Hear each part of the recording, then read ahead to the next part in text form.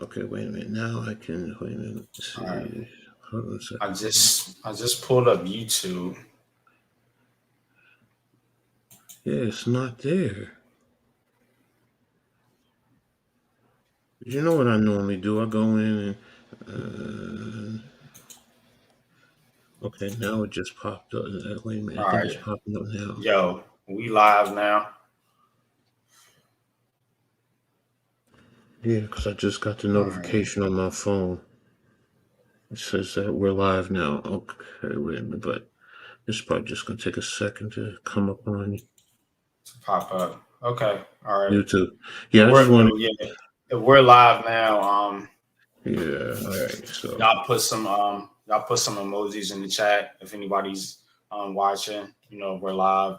Put some emojis in the chat. I don't know if what was going on there, but hopefully we got that fixed. But um to your point, what you were saying about Dion, coach, yeah, he speaks to a different audience, man, and people don't like that, man.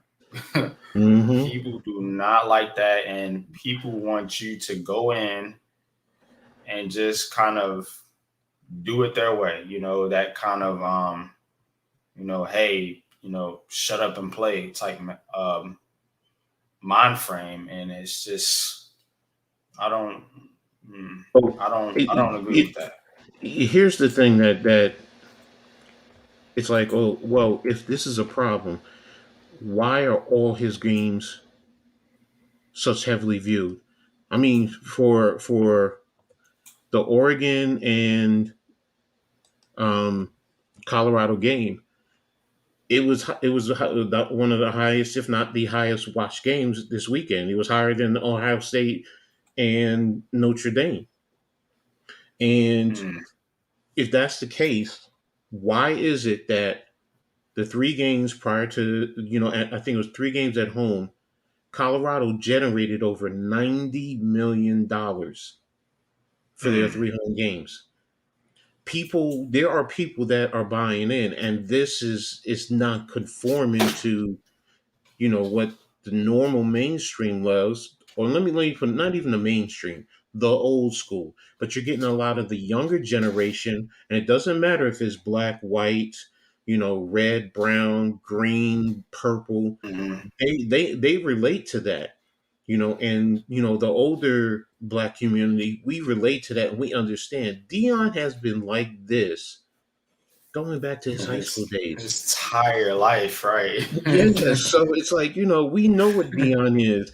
We grew up when he was with the Falcons and he was coming out with the Hmm. shades and the glasses, the Jerry curl Yeah, hair, he was playing two sports. Yeah. playing two sports. And, I don't want to say he was brash, but yeah, he was brash, but he was confident in himself. And I think that's what it is when you speak confidently, very confidently Mm. at your for yourself. There are some people that don't know how to handle that, and that's the reality. Look, I didn't grow up, living like that and dealing like that. I grew up in an area that was diverse. It was next to a middle class, middle to upper, slightly upper middle class white community, but I was also in an urban town. But where I lived, it was more middle class blacks, Mm. and but I had family who were in the hood that if I went over there, I saw it. I mean, it's just like, all right, I just learned that, that's how people live. And that's the thing. Nowadays, the older spectrum of society, they don't know how to handle that. That's really what it boils down to. And it's like, you know what? You just got to deal with the times. That's the You do. reality. And life is about changing. It's always about changing. Yeah, it's on here now. I see it now. Cool. All right, sorry about Yeah, that. you good. But life is about changing and progressing. I mean, and that's the reality. And it's like, sometimes I see this stuff, like I was talking about the little girl over in Ireland, who, if you didn't see the tweet, you know the girls were getting the medals, whatever. They were like 12 little girls who were, getting their medals. But they skipped over the black girl, and if you're looking going from left to Mm. right, she was the fourth one in or the fifth one in. Fourth one. I'm sorry, she was the fourth one in. They didn't give her medals, but they continued. And I get it. You're walking back and forth. Now they put out a little post that it was an error, and they did give her a medal after the fact at the event, but she wasn't in the video that was being taken at the point in time, and then the parents were offended. Mm. Now they made a statement that you know at the time, they went through mediation. Now I said, Hmm. mediation? What the heck is Right. going through mediation? It's, what, you offended someone, you don't go through mediation. Now, for me, the whole thing is it's still ongoing. The parents are still upset about this. What are you mediating? You may have given her medal, but it is still about a point of treatment. And that's what some people don't seem to understand when you deal with black people in sports. That's why Hmm. sometimes we do. It's not that, what, we're too sensitive. No, we're going to speak out against it. And you know what? That's Right. the thing what Dion will do. He will speak out against it, but he also speaks out against it in a manner that's not ignorant. It's not derogatory. If you notice in public, he does not use profanity. He does not use, Hmm. and he's always been like that. If you watch Deion Sanders and you think about it, go all the way back. I cannot recall any video of him cursing. Even with his music, remember his music must be Yeah. Money? Yeah. He didn't curse in that. I don't recall him ever, Yeah. you know, True. True. True. cursing True. in. Nah, you're right. So it's like he brings a different perspective. He's outspoken, but he's not derogatory. He's not belligerent. He's not disrespectful. But you know what? Hmm. It's their way of to me, trying to push back and saying, like you said before, just shut up and play. Because usually that's what that was. That was always geared for me. That was always geared toward the black athletes, because you never Hmm. heard that prior to that. But when you started hearing black athletes speaking out, that's when it was just shut up and play. You're an Right. athlete. Just shut up and play. Yeah, you could tell us to shut up and play. Does that mean that if you're a carpenter, you shouldn't speak out against any issues or anything like that?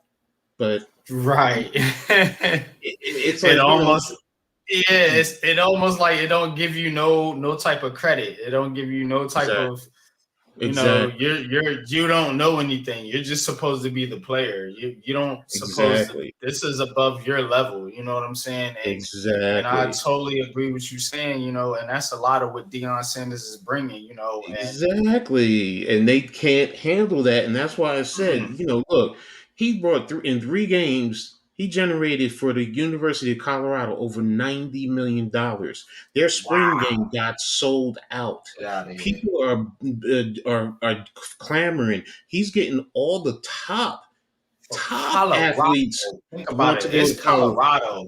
It's Exactly. Colorado. It's we're not talking about Florida. We're not talking about UNC. We're not Mm-mm. even talking about Syracuse or Rutgers. We're talking about Colorado. Colorado, a team that was Colorado. 1-11 last year, and you're now having every most of Warren Sapp said next year he wants to be on the coaching staff. I mean, think about Hmm. that.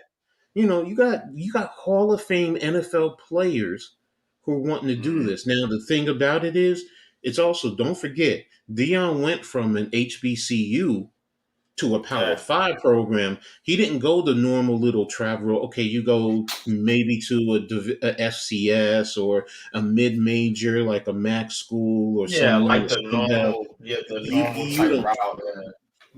Colorado came and said, you know what? He's going to help change the way.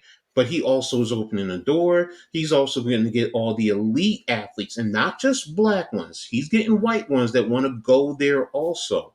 And that's my point. But you know what? You're changing Hmm. the narrative. He's also taking advantage of the system in terms of the transfer portal, but we want there are those who want to speak out about him in reference to that. But then again, you have a guy like Matt Rule who no one talks about. He brought in about 60, 68 new transfer kids to Nebraska, but Right. Dion, because he And brought in that dude is 88. trash too. You know So, what I'm well, saying? in college, no, I will say he's a great college coach. Matt Rule I definitely is. don't I like Matt watched Rule. hey, I understand, but I watched him. I watched him at Temple. I watched him at Baylor, and he does transform programs that are downtrodden and make them good programs. He definitely does. So, and he knows what he's doing there. He's just not a good NFL coach. That's what it is. Yeah. And remember, Nick Saban was the same exact way. You know, Yeah. and Nick that's Saban, yeah. a couple But other guys, you know what I mean? I you have understand. to understand that you know what there's a difference in Keanu talking for to Rutgers, yeah, he yes was none. exactly, He was a terrible NFL but coach, no, man. you know what it is. Remember, there's a difference in talking to 18 to 22-year-old, 23-year-old Mm-hmm. young men Different as vibe. opposed to going to dealing with grown men, and who are about their business. This isn't about motivation. These are guys who grown men in the NFL. They got families to worry about. They got bills to pay.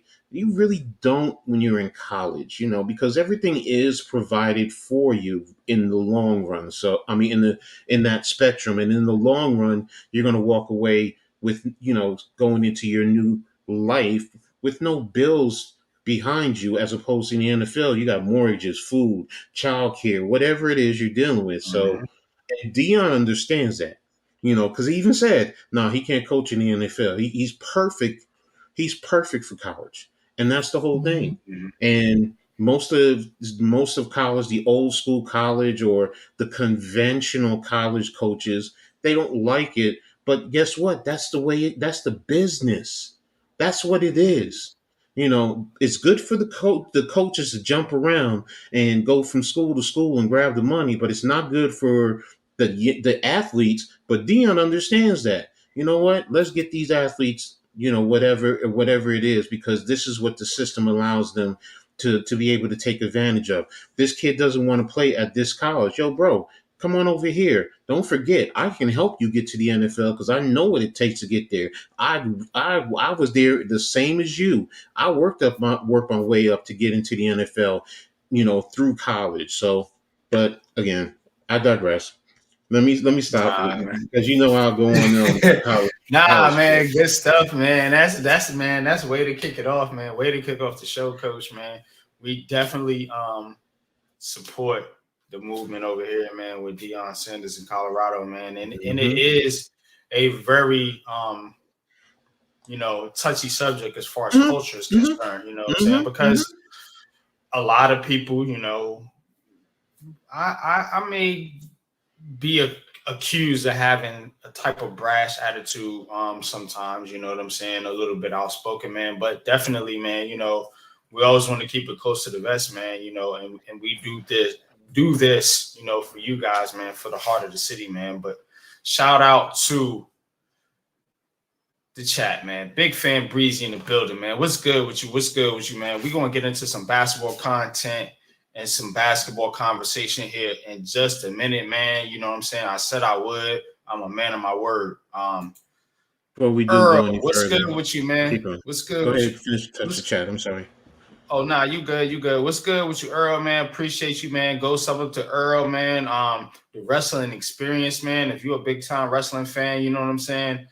Definitely go check out Earl, man, and his channel and his content, man. Doing great work over there, man. We appreciate you, Earl, man. You know what I'm saying, and definitely Jeffrey T. Appreciate you as well, my brother. Mhm. Deception, what's good, man? It says hello, gentlemen, man. What's up? What's up? What's up, Alex, man? Big Blue in the Bronx, man. Another one of man, my favorite content creators, man. Sub up to Alex, man. Yes. Big Blue in the What's up? Bronx, man. Definitely doing fire things over there, man. Touching on all things New York, man, as myself does. He hits the Giants, the Jets, man, as well as the New York Yankees. So definitely go sub up to Alex, Big Blue in the Bronx, man, and Knicks as well. So Mhm. I All just want right. to real quick. If y'all see my avatar and wondering what what I'm doing, what I did, I mean that those are some of the guys who played for me back when I was with the Jersey Shore Mhm. Hurricanes back in 2015, 2016, and before I got sick in 17. I just wanted to rep them up. Some of them said they're going to try and tap in today, so that's why I put that up. So when they turn in, they can see. Be like, all right, coach, I Okay. see you. So shout out to my Jersey Shore Hurricane family. I love y'all, bro. So that's it. So go ahead, bro. Nah, man, definitely, man. Shout out to the Jersey Shore Hurricanes, man. We appreciate y'all, man. You know what I'm saying? Most definitely, man. You know, I'm supporting as well, man. You know what I'm saying? So definitely, man. Let's get into it, man. Let's get into a little NBA, man. We're gonna do a little bit of NBA smoke session. What I mean by smoke session, of course, that's just, you know, our terms of a light debate. But let's get into it, man. Let's get into a little bit of NBA smoke session, man, as the basketball season is upon us, man, and definitely training camps coming up around the corner. And I am definitely looking forward to this season. And the reason I'm looking forward to this season, coach, Mm-hmm. is because the Knicks and the Nets, I think, are gonna be real competitive. G Nation, what's good, bro? Says Link, man. I got you in the chat, man. Just hit the link real Oh, quick. whoa. All right. I see the little logo, Lou. All right. All right. I ain't mad at you, bro. Yeah, bro. I see the logo. All right, All right, let's Lou. go. Here Most we go, deaf. man. What's good, man? What's good, Lou? What's good, G Nation? Oh, let me turn the stream off. My What's bad. good, man? What's good, Lou? What's good, G? I see the logo. Yo, bro. I'm feeling that. Working, man. I'm working behind the scenes trying to get everything ready Oh, for this. hold up. I didn't get it, yo. I sent it to you. I got a text. I didn't get a image. Oh, But I can forward it 'cause I'm looking at it right now. I'm already All in right. here. Yeah, I just got the text. I didn't get the image, man. But hold on. most definitely, man. Shout out to my bro G Nation, man. Inside Sports, man. You know what I'm saying? I Of just sent it. course, founded a Big Blue Crew. You know what I'm saying? Definitely doing his thing over there, man, with the most fire. See, I got my favorite shows, and I'm trying not to be biased, man, but definitely, man, Leather to the Face is one of them. You know what I'm saying? So, you kind of ranking my shows. Like I got the NFC East roundup with Mac and Right. Adam, Duh. into the face. You know what I'm saying? I got my certain shows, you know what I'm saying, that I rock with, man. Big Blue in the Bronx, of course, man. But yeah, that's fire, man. But yo, what's good with you, man? What's popping, G? You get it yet? I just now got it. Yeah, we definitely gotta rock this. Mm-hmm. Mm-hmm. We definitely gotta rock this. Go over to Okay. Big Blue Crew Sports Network. Okay. Okay. So I'm downloading it now. So for sure. You already know what's going up. I've been grinding, bro. I know I didn't make that, so I paid to make that. You know what I'm saying? No, yeah, no doubt, man. And we definitely appreciate you, man. You know what I'm saying? Always working in the background, man. But G, what's Yeah. good, man? What's good? How you feeling, man, about your New York Knicks, bro?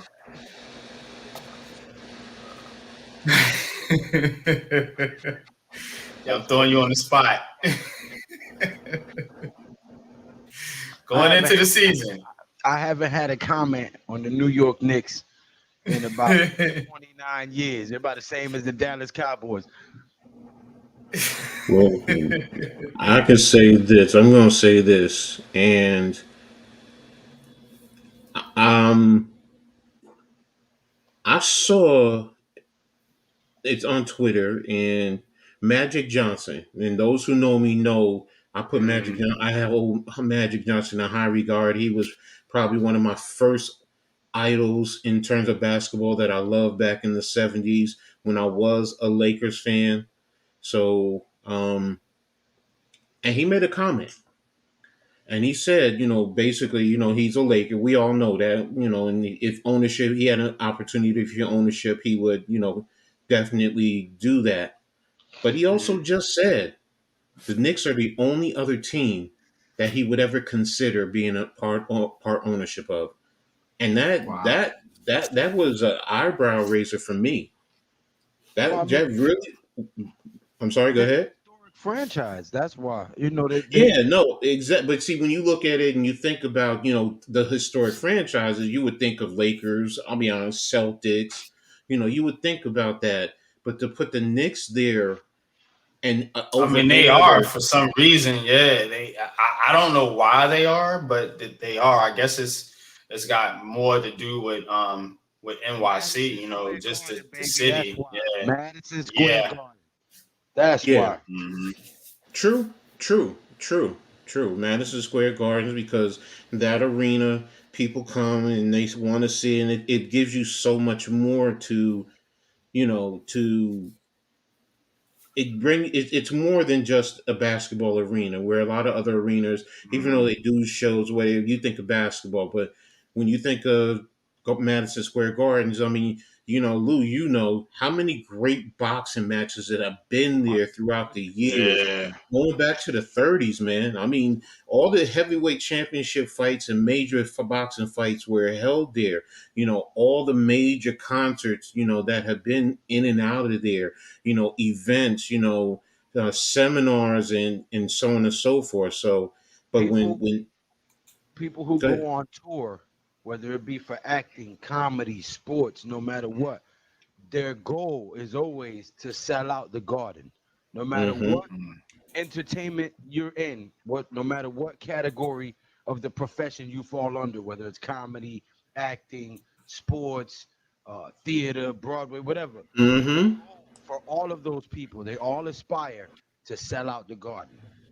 That is a historic arena, has been so for 100 years, and will continue to be one of the premier establishments to sell out and have a venue at. So yeah, there's Madison Square Garden hands down. Like people from And, different parts of the world want to come there. So and I guess that's why it's just like, NYG, I sent you, what you call it, early in the week. I'm like, yo, am I being too harsh? Have I been too Hmm. harsh when it comes to the Knicks? I mean, you tried to talk to me about things, and I just, what, because of Dolan and because of Tibbs and because of Randall, you know what? Maybe I do put my blinders on, and and it's like I'm trying to not be too emotional and be more practical and honestly go into my coaching mode instead of just being a fan, because when it comes to the Knicks, I don't go into my coaching mode. I'm just a fan. I'm oh, just Yeah, yeah, I could tell. Yeah. Dr. Jones, sorry. Uh Chef G japped out on us last minute. Um so I'm trying to find a hoagie shop locally. Coach, you could help me with that since you're close. Just order like 2 6-foot subs. We just need to have like a backstage stream and figure out what people eat and don't eat so we can make sure we get something that everybody can eat. And we just get like 2 6-foot subs and snack on that for the day because old boy jacked out. all Just no right. swine. You know what I'm saying? I think I think No that's what turkey. Yeah. Or we can do that makes steak sense. subs. Whatever, it don't matter. We'll Yeah. figure it out. But uh, Yeah, nah, no doubt, man. That definitely works, man. And the event that G Nation is referring to is the Big Blue Crew Block Party. This is a promotional event, sponsored by Go Travels, man. So please go sub up to Go check out Go Travels. This is the Big Blue Crew event. And Giants Jets game, October 29th. We do have travel packages if you are trying to go. Um, game tickets if necessary, transportation, hotel accommodations, sponsored by Go Travels. But the event itself is a tailgate event in MetLife parking lot. It is not a event that we're gonna be at the game or inside the stadium. If This you is want to go a to the game, that's travel fine. But event. we will Yeah, be outside. Yeah. we will be outside exactly. So I'm just letting everybody know. But definitely go to Go Travel's Facebook page or www.getouttravels. That's GETOUTRAVELS.com and fill out the contact information, and we will get back with you, man, and set up something so that you can be there, man, at this great event. You know what I'm saying, that we're having with the Big Blue Crew and Go Travels. So, but we talking a little bit of NBA, you know what I'm saying? We can get into the NFL as well if you want to, man, but definitely you know what I'm saying, trying to get some NBA content in, man, because we are coming up on the season, man. And one thing that's hot on everybody's mind, Coach, is, of course, this Dame Lillard rumored trade. Is it gonna happen? Is it not gonna happen? Where's he gonna go? There have been Nick rumors out there, there have been net rumors out there, man. Ultimately, Coach, what do you think Dame Lillard ends up, and where is the best situation for Dame Lillard as he tries to make his way up out of Portland? What's good, Raphael? What's good, El Capitan? Appreciate you coming through. Well, I mean, the easy bet is going to say Miami. Okay. But the question is it really about chasing the championship? Because, for him to go to Miami, Miami has to give up a plethora of assets to get him. And then where does that leave them? Yeah, what's up, Raph? Sorry about that. Um, I mean, the new rumor is Toronto. I get the Knicks. Knicks are going to always be involved in everything right now because of the assets that they have. I get it. I understand. But if you honestly want to say to get a championship, and I know he's not going to end up there. Realistically, if I think about it, I think he's going to end up in Miami. So let me preface that there.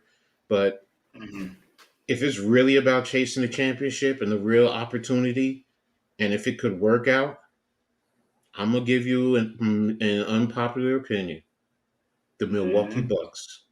Y'all hit Put that him like on the button. If you put him on the Milwaukee Bucks, and you can keep Drew Holiday, and you got Giannis, and you got Chris Middleton, just those guys right there, man, that changes the whole dynamics for them. Seriously, man. Because you know that he's a closer, so you can lead a ball in his hands. They play great defense, so they can hide him defensively because it's not like you have just one defender back there. You can have four out there with him, and you're not going to really stress. You're not going to worry. Offensively, what can it do? What can it do? You still have Giannis. You can give Giannis the ball. Dame can play off of him, and he has great range along with Middleton, along with Drew Holiday, along with Brooke Lopez. I mean, you think about that, man. You put him on that team, That's that fire. to me is just like I would catapult them to number one because when I sit and I look, I can't see him going to Boston. There's just I don't think he would fit Yeah, with we Boston. not I trying really to do don't. the Boston thing. No. Yeah. No, it's not that. I don't think he would fit with Boston, with their roster Yeah, the he way it doesn't. is, He doesn't. Yeah, but not with I was Tatum. looking at Milwaukee. I said, he would be nice on Milwaukee. He really would change the dynamics. And you know what? Mhm. I don't care about Denver. Denver wouldn't be able to compete with that. So I said I Milwaukee don't know. Yeah. is nah, bro, because Milwaukee lost the one key. Think about it. What's losing Bruce Brown is going to be a big factor Yeah. for Milwaukee. I, He's that glue guy. He's the one that did all that dirty work, and he would guard 1 through 4. I'm not going to say 1 through 5, but he nah, would Bruce guard Brown one. was on the Nuggets. You mean? Yeah, that's what I said. That's why I Yeah, said yeah, I'm yeah, not worrying yeah. I about think you said Denver. Milwaukee. Oh, you No, not I well. said I was if he was with Milwaukee, I'm not worrying about Denver. If I said Oh, Milwaukee, I'm sorry. I'm not worrying about Denver because that team right there. I'm like that competes with Denver. That competes with all the top teams. In the East and in the West. More so mhm. with the West because you have probably a few more championship ready teams out there. But that's. But realistically, I think he's going to end up in Miami. I think they're going to end up doing a multi-team type of deal where everybody gets a piece of the pie, and he ends up in Miami, and Miami's going to be the one trying to, yeah, you got Jimmy, and you got him, and it's who else is going to be a Bam Adebayo, but who else is going to be on the team from there? So that's just my thoughts and my opinions. Go ahead, you got it, bro. Nah, man. That's valid, of course, man. You know what I'm saying. One thing I've been hearing a lot about in basketball circles is um, Tyler Hero to the Nets. As you speaking about Miami, I think any deal involving Miami is going to involve Tyler Hero. Mm-hmm. Now, I think personally, if I'm the Nets, I kind of want to go into the season and just see what I got on the roster with Cam Thomas and some of these young players. But a lot of Nets fans, banging the drum or banging the table, so to speak, for Tyler Hero. Personally, what's your thoughts on Tyler Hero, and what do you think he could add to a team? You know what I'm saying? In your opinion, Coach? I mean, because I kind of see him as a similar type of player, like a scoring guard, similar to, I would say, to make a Nick comparison, an Emmanuel Quickly or somebody like that. Somebody is just going to be able to score the basketball. But I think the Nets already have that on the roster in Cam Thomas. I think Big Fan Breezy would agree with me. But there's been a lot of hype, so to speak, about a guy like Tyler Hero. What's your thoughts on Tyler Hero, Coach? And do you think he would be a fit for the Nets or the Knicks, for that matter? Tyler Hero is a nice player. I mean, he's a good addition. Don't get me wrong, but he's not a game changer to me. He's a role player. Mm, That's hmm really what he is. He's a role player. I know some people have concerns about his injuries. But to me, that's pretty much every player. But once you overlook that and you just focus on his game, he does a lot of good things. He can shoot. He does have some good lengths. So he does get a lot of good deflections. He's pretty adequate. On defense. I'm not going to say he's your primary lockdown guy, but he's hmm okay. Decent, yeah. He fits into as long as he fits into your system. But is he the type that because I understand why Portland doesn't want him. He's not, what you would say, he's a young asset that you can really, really help, if you're really making that strong push. Now, I think he's more, if you're a title contender, he's good to fit in hmm there. Now, as far as the Nets, I will ask who are your 3-point shooters with the Nets because he does give you that, so Yeah. but that, I mean, when you really break it down, but if you're looking at the defensive system, you're probably going to have to hide him a little bit more and not rely on him. Same thing with the hmm Knicks. I think the Knicks, probably have a better version of him with to be honest with you, with DiVincenzo. Yeah. Let's be real. Mhm. DiVincenzo pretty much does the same thing, but he's better defensively, and he would fit Yeah. into the Knicks system better than Tyler Hero would. So, for either team, I mean, it's like, all right. I mean, it doesn't change the narrative, for either team per se. But if you're a championship contender, you need that 3-point shooter. You need somebody, and that's the other thing.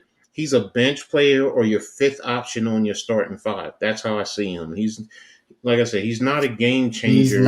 He's not a starter, in your opinion. No, no, no. He's really a sixth man. But if he is a starter, he's the fifth guy on the in the starting unit. Hmm. So Tyler Hero, just for the record here, played 67 games last year, so he does stay relatively healthy by NBA standards. Shot 44% from the field, 38% from three, and he averaged just over 20 points per game. So He about averaged five 20 and over a half over more. 20. Yeah, he averaged 20.1 points per game. He was a almost 94% free throw shooter, and he had about 5.5 rebounds and 4 assists a game. So um, He's averaged he, 20 he points per game for his career. he's averaged 20 points a game last season. For his Oh, career, last season. he's at Okay. 17, Okay. 17 Okay. and a half for his career. So okay, maybe he might be a fourth option on the starting five then, to be at 17 for his career. But all right, I didn't realize he averaged 20 points a game last year. Still, it But doesn't change. my It doesn't argument, change. yeah, Mm-mm. my Doesn't change it for argument me. is that I think he can be. I think the Nets have that in they could possibly have that in Cam Thomas. I mean, given from a scoring standpoint. Mm-hmm. Now his Mm-hmm. defense is going to be another story. But from a scoring standpoint, I think if you give this kid the minutes that Tyler Hero is being given on a team, he can give you that type of production. Tyler Hero averaged 35 minutes a game, so last season. So I think he could give you that. Now, NBA smoke session, you know what I'm saying? Put your questions in the chat, put your smoke in the chat. If you got any smoke on this NBA smoke session here, you know what I'm I saying? keep We that just smoke. getting warmed up. This team has not been nothing to talk about since Patrick Ewing. Oh, wow. Since Pat Ewing. I will say this about the The Knicks. Carmelo era sucked. The Spreewell era and Camby era sucked. The Knicks ain't been no good. Nah, they went to the finals with Spreewell and Camby though, bro. You can't knock Latrell and LJ and Allen Houston and them boys, man. They made it to the finals as an eighth seed. But I get you. I feel your pain though. Nah, you didn't win. You were going up against Tim Duncan and David Robinson, but yeah. And Jason Ginobili and yeah, all them cats. Tony Parker. I think he was on that squad, but yeah. y'all ain't win that one, but ain't nobody feel my pain when we talk about basketball. That's why I don't talk about it often, because in my eyes, we could have won.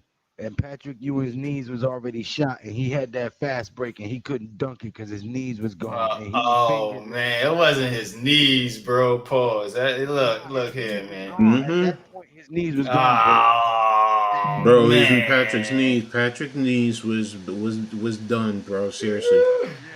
In the finals, that was the conference finals. Yeah, that was the conference finals. Break and he couldn't dunk. The finger roll because his knees was shot and that shit rolled out the bucket, bro. That shit killed me. that was it, man. That was it for a lot of Knicks fans. That was definitely it, man.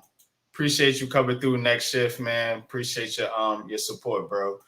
Um, that was it for a lot of Knicks fans, though, man. Just that finger roll, it was a crushing blow, man. It was a crushing blow for Knicks fans. And look, I'm gonna be honest with you, man. The Knicks ain't never been the same since them 90 Knicks teams. They never been the same. They have never been the same. I don't know what it is. It's just like the Nets ain't never been the same since Jason Kidd. They ain't never been the same. So I don't know what it is, man. But check it out, man. So, Coach, you talk a lot about the WNBA, and we talk a lot about athletes in general.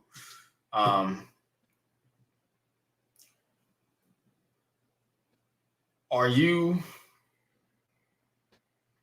concerned with public relationships in sports?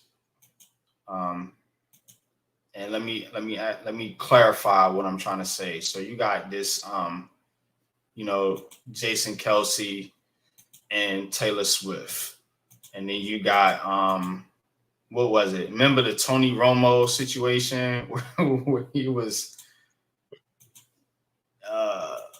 whatever, man. But you got who was Waller? Darren Waller. Oh, that's from Cole who Isn't plays for he the Aces. Yeah, it's his wife. Um, for the uh, Aces?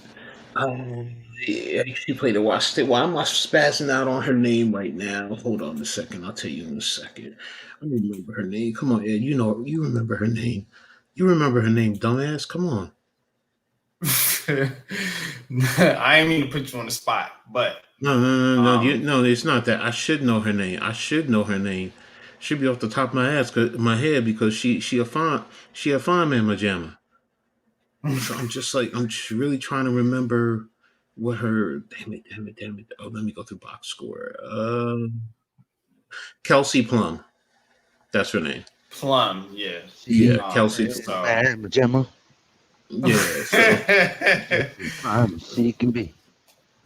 but she can also ball too. She can also play her ass off. But go ahead. Back to public relations. You're but saying about are public you relations. concerned, yeah, with Na public na na relationships na na in na in na. in, in sports? Okay, if you're talking um, about public relationships between, first of all, what's up, my brother? Next shift, much love and respect to you, bro. appreciate you, Um, man. um, if you're saying, do I have a problem with it? No. I mean, to be honest with you, in some regards, it draws in more casual fans to the sport.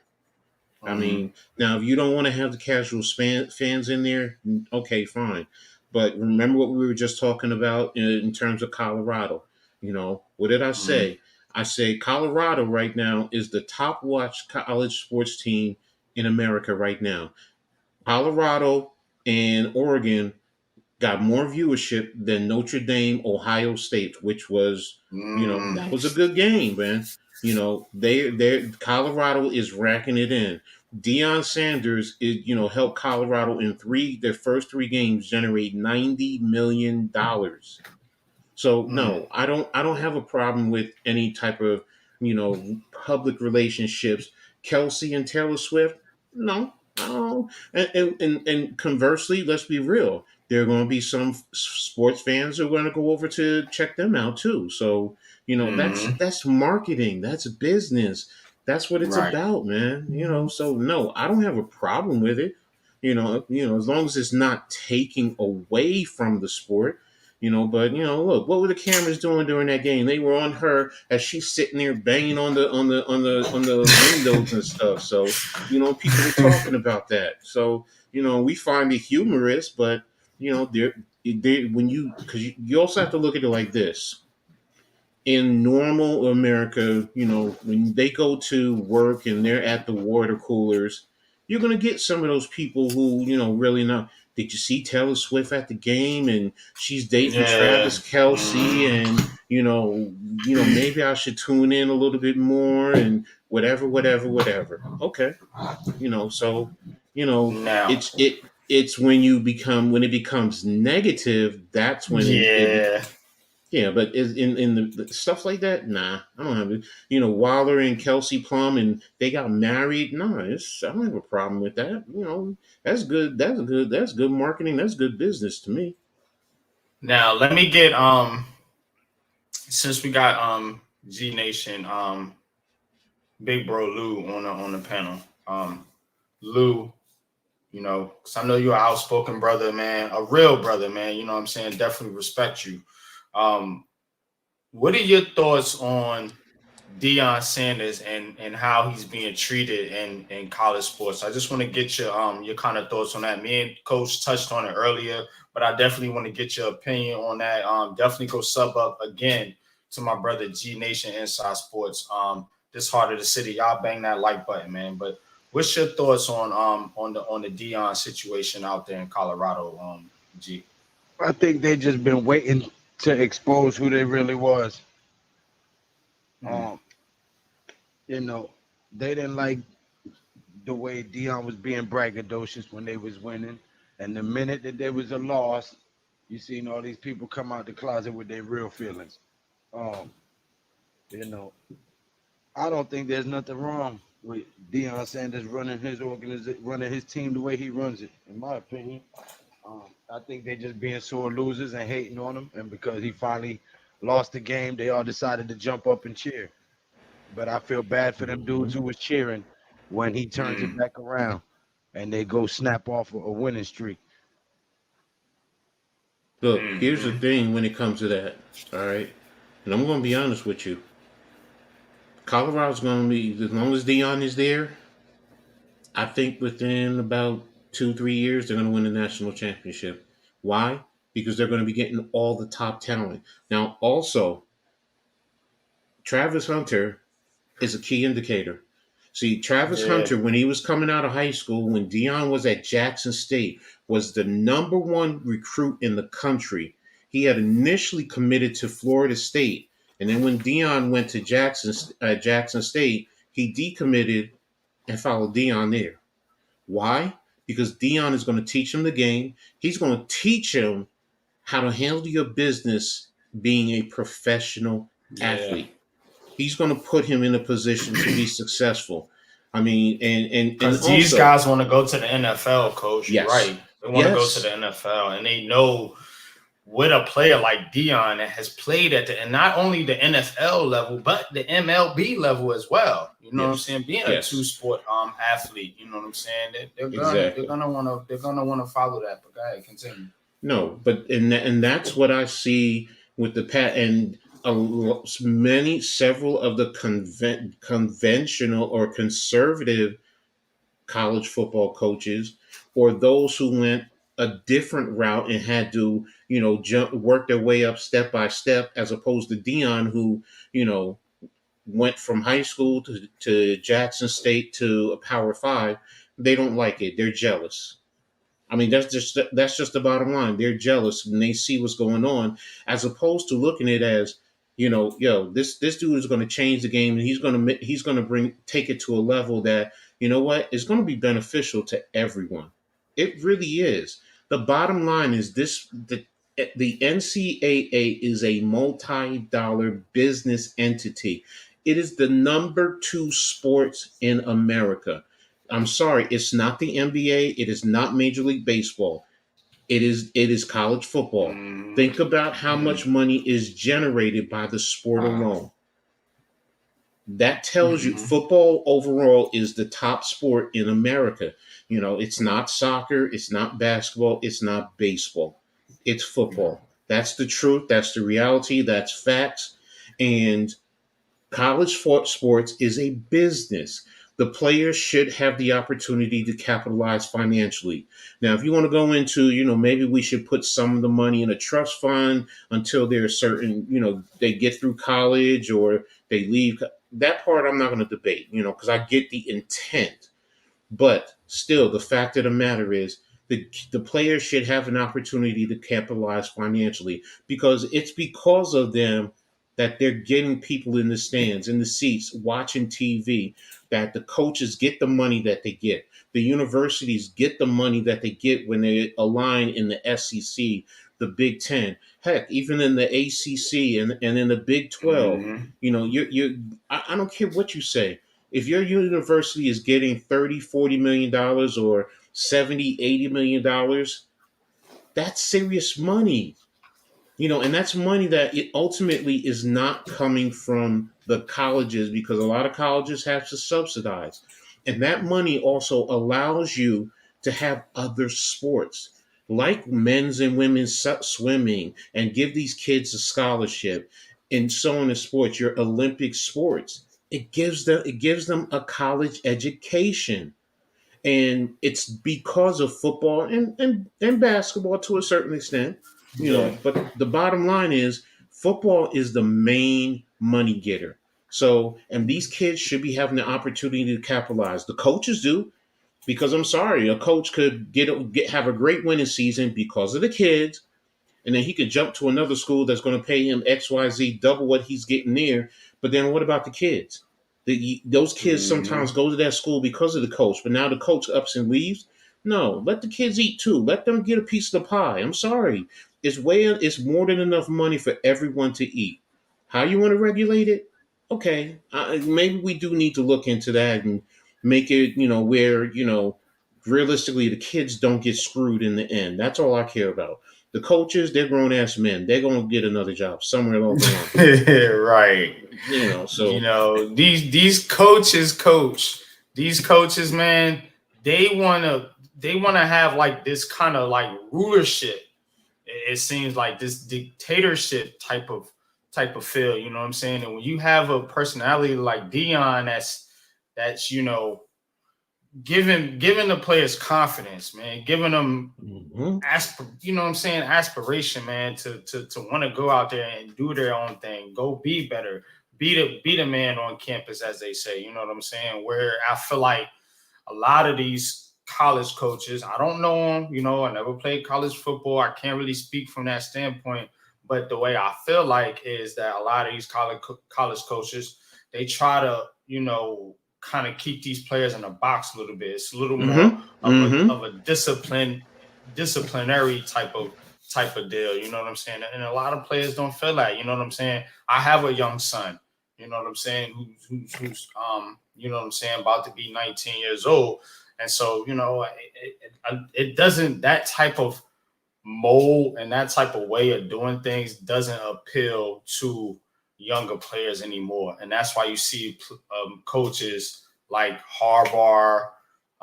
You see it a little bit with Nick Saban now. It's not that type of style. You know what I'm saying? Is going away, and I think players these days, will rather play for a guy like Deion Sanders. And I think these coaches know that. And I think they clearly have a problem with that, you know what I'm saying, in the way they're treating Deion in the media and so on. So Here's that's just here's the my thing. unpopular opinion. Here's the thing. Okay, because it is a catch-22 when it does come to the college coaches. All right. Hmm. Because don't forget, they're recruiting these kids when they're 14, 15, 16, 17 years old. You're also recruiting the Absolutely. family. And the Yep. family is concerned because you know what? I'm giving you my priority. Hmm. More important, more valuable than any money. I'm giving you my child. So yeah, Hmm. the family wants some type of insurance that their child is going to be protected, but they're also going to be raised to be good people, in a sense, because a coach does have to be. That's one thing that we don't, and sometimes we forget. the college coaches, because they do have to stay on top of them in terms of their academics, making sure they get study they get a study hall, they get tutors, so this way the kids can at least do what they're supposed to do academically so they can play. But and the parents, when they're not doing well academically, the parents do go after the coaches. Why is my son or Mm. why is my child, because the girls, women too, with their sports, What's why is good, my child bookends? What's what's good, good, bookend book? tackles? Why is my child not performing? I'm leaving him in your hands. So in terms of what you're saying, as far as the authoritative leadership, you have to balance it out. Yes, they're the Yeah, CEO, so yes, they have to make sure that things are in order. So the kids can actually do what they're supposed to do. They're there. Yes, they're there to play sports, but they're also there to get an education. And that's the one thing that I respect about Greg Schiano, because he talks about getting them to the NFL. He has his connections, but he has mm, a program where they automatically know in recruiting, my focus is also about life after football. They have that. Most mm, colleges don't have, or some colleges don't have that type of program in their recruiting when they're recruiting kids. And that's the thing about Rutgers that's good, because the association with New York City and the close proximity to Philadelphia, and even if you want to go up to Boston and down into the Baltimore DC, my point being that there are those connections that you can take the kids down there and introduce them to business people that can help them in the long run outside of football, because he tells them the percentages is of all the kids. Think about it. Every year you probably have a couple of thousand. I forgot the number, but there's several thousand kids, because it's not just the FBS. You got FCS. You got Division 2, Division 3, NAIA. You got some junior colleges where kids they're able to move on. And the NFL is looking for players everywhere. The point yeah, being is you don't have a large percentage that go on to the NFL. So what are you going to do when you're done when you leave college? yeah, They want you to have a degree, so and that's where the balance has to come into play. They have to make sure that they're building, as bookends, building men and women to thrive in life. Exactly. That's what's important. That's what also has to be an important factor. Because I harp on the coaches and their money and making sure the kids get their piece of the pie. But yes, they need to make sure that they walk out of there with a degree. Or you know what? They walk out of there and they know how to critically think, because that's the most important thing. A lot of kids don't know how to critically think when they leave college. They don't. They know how to play their sports and they know how to analyze and dissect and break it down and all that good stuff, but they don't know how to critically think and how yeah. to deal with life and the issues that come up in life. I mean, let's be real, they don't. And that's where the Nah, you right. coaches have to, sometimes they have to be the babysitters there in that regard. But if you have a good system and you have a good foundation and you have a good percentage of kids who graduate and who are successful in life, look, man, that's a good university to me. So, but you got it, bro. Go ahead. Nah, well said, coach. Man, definitely. You know, Bless you. we gotta make sure. Thank you. We gotta make sure that we're giving these young men and women the best chance to succeed in life. And a lot of times, I'm just gonna say it point blank. Can't really say it no other way. A lot of times, older white men can't Mm. relate Mm-hmm. to these Mm-hmm. younger, black kids coming into Mm-hmm. college, Mm-hmm. and it's not their fault. It's not the kids' fault. It's just a cultural difference. You know what I'm saying? That stems over generations. But when you have somebody like a Deion Sanders, when you have somebody, Mm-hmm. on that level that can say, "Look, I was in your same shoes. I was Mm-hmm. in this situation. I was I had to deal with these type of comments or these type of this type of hate or this type of adversity or whatever the case is. It just speaks to a child. It speaks to a young man, a young woman differently than that same message coming from you know somebody that may have not really went through that. They're just kind of reading Mm-hmm. from a script, Mm-hmm. so to Mm-hmm. speak. So Mm-hmm. Mm-hmm. and Exactly. and I It's think relate. that's It's, where. it's it's being able to relate, and you're right. It's not even culture. Let's be real. It's the color. Sometimes it's the color of the skin because the kids feel more comfortable. Sometimes making sure that they Mhm. have coaches that they can look to who look like them, and they feel like, Yeah. okay, well, they made it because that's what it's about. They see that they made it and look at where they are because when you're in the colleges, in the FBS level, you definitely are getting paid a decent living. You know, I don't care. You're at least getting six figures in college, up to upper level college football. You are. Once you get to Mhm. the FBS and certain parts of FCS, you're making at least six figures. Yeah. And these kids see that, and at least they can say, well, at least he made it there. So, like you said, they can relate because yes, some white coaches just don't get it because but a smart coach who understands that he will have coaches who those kids can turn to and also help Hmm. him understand and grow.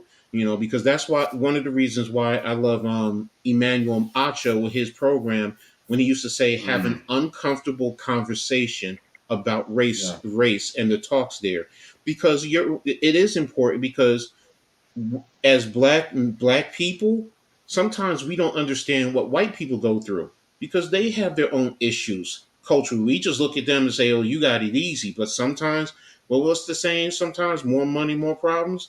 More Hmm. money, different problems.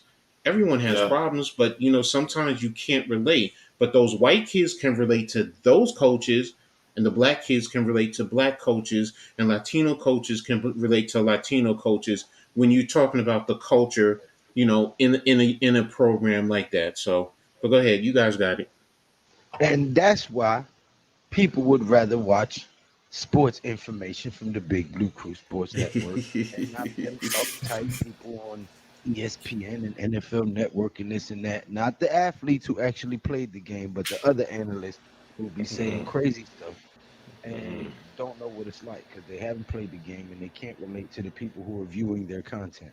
That's why people subscribe to Unpopular Opinion Sports and Coach Ed's Amazing World of Sports and G Nation Inside Sports and Big Pass Sports Talk and Classified 3F with Joe. The whole Big Blue Crew Sports Network because we give it to you, pause, in a manner that's relatable, in a manner that you guys understand, just like you talking to one of your homeboys in your neighborhood.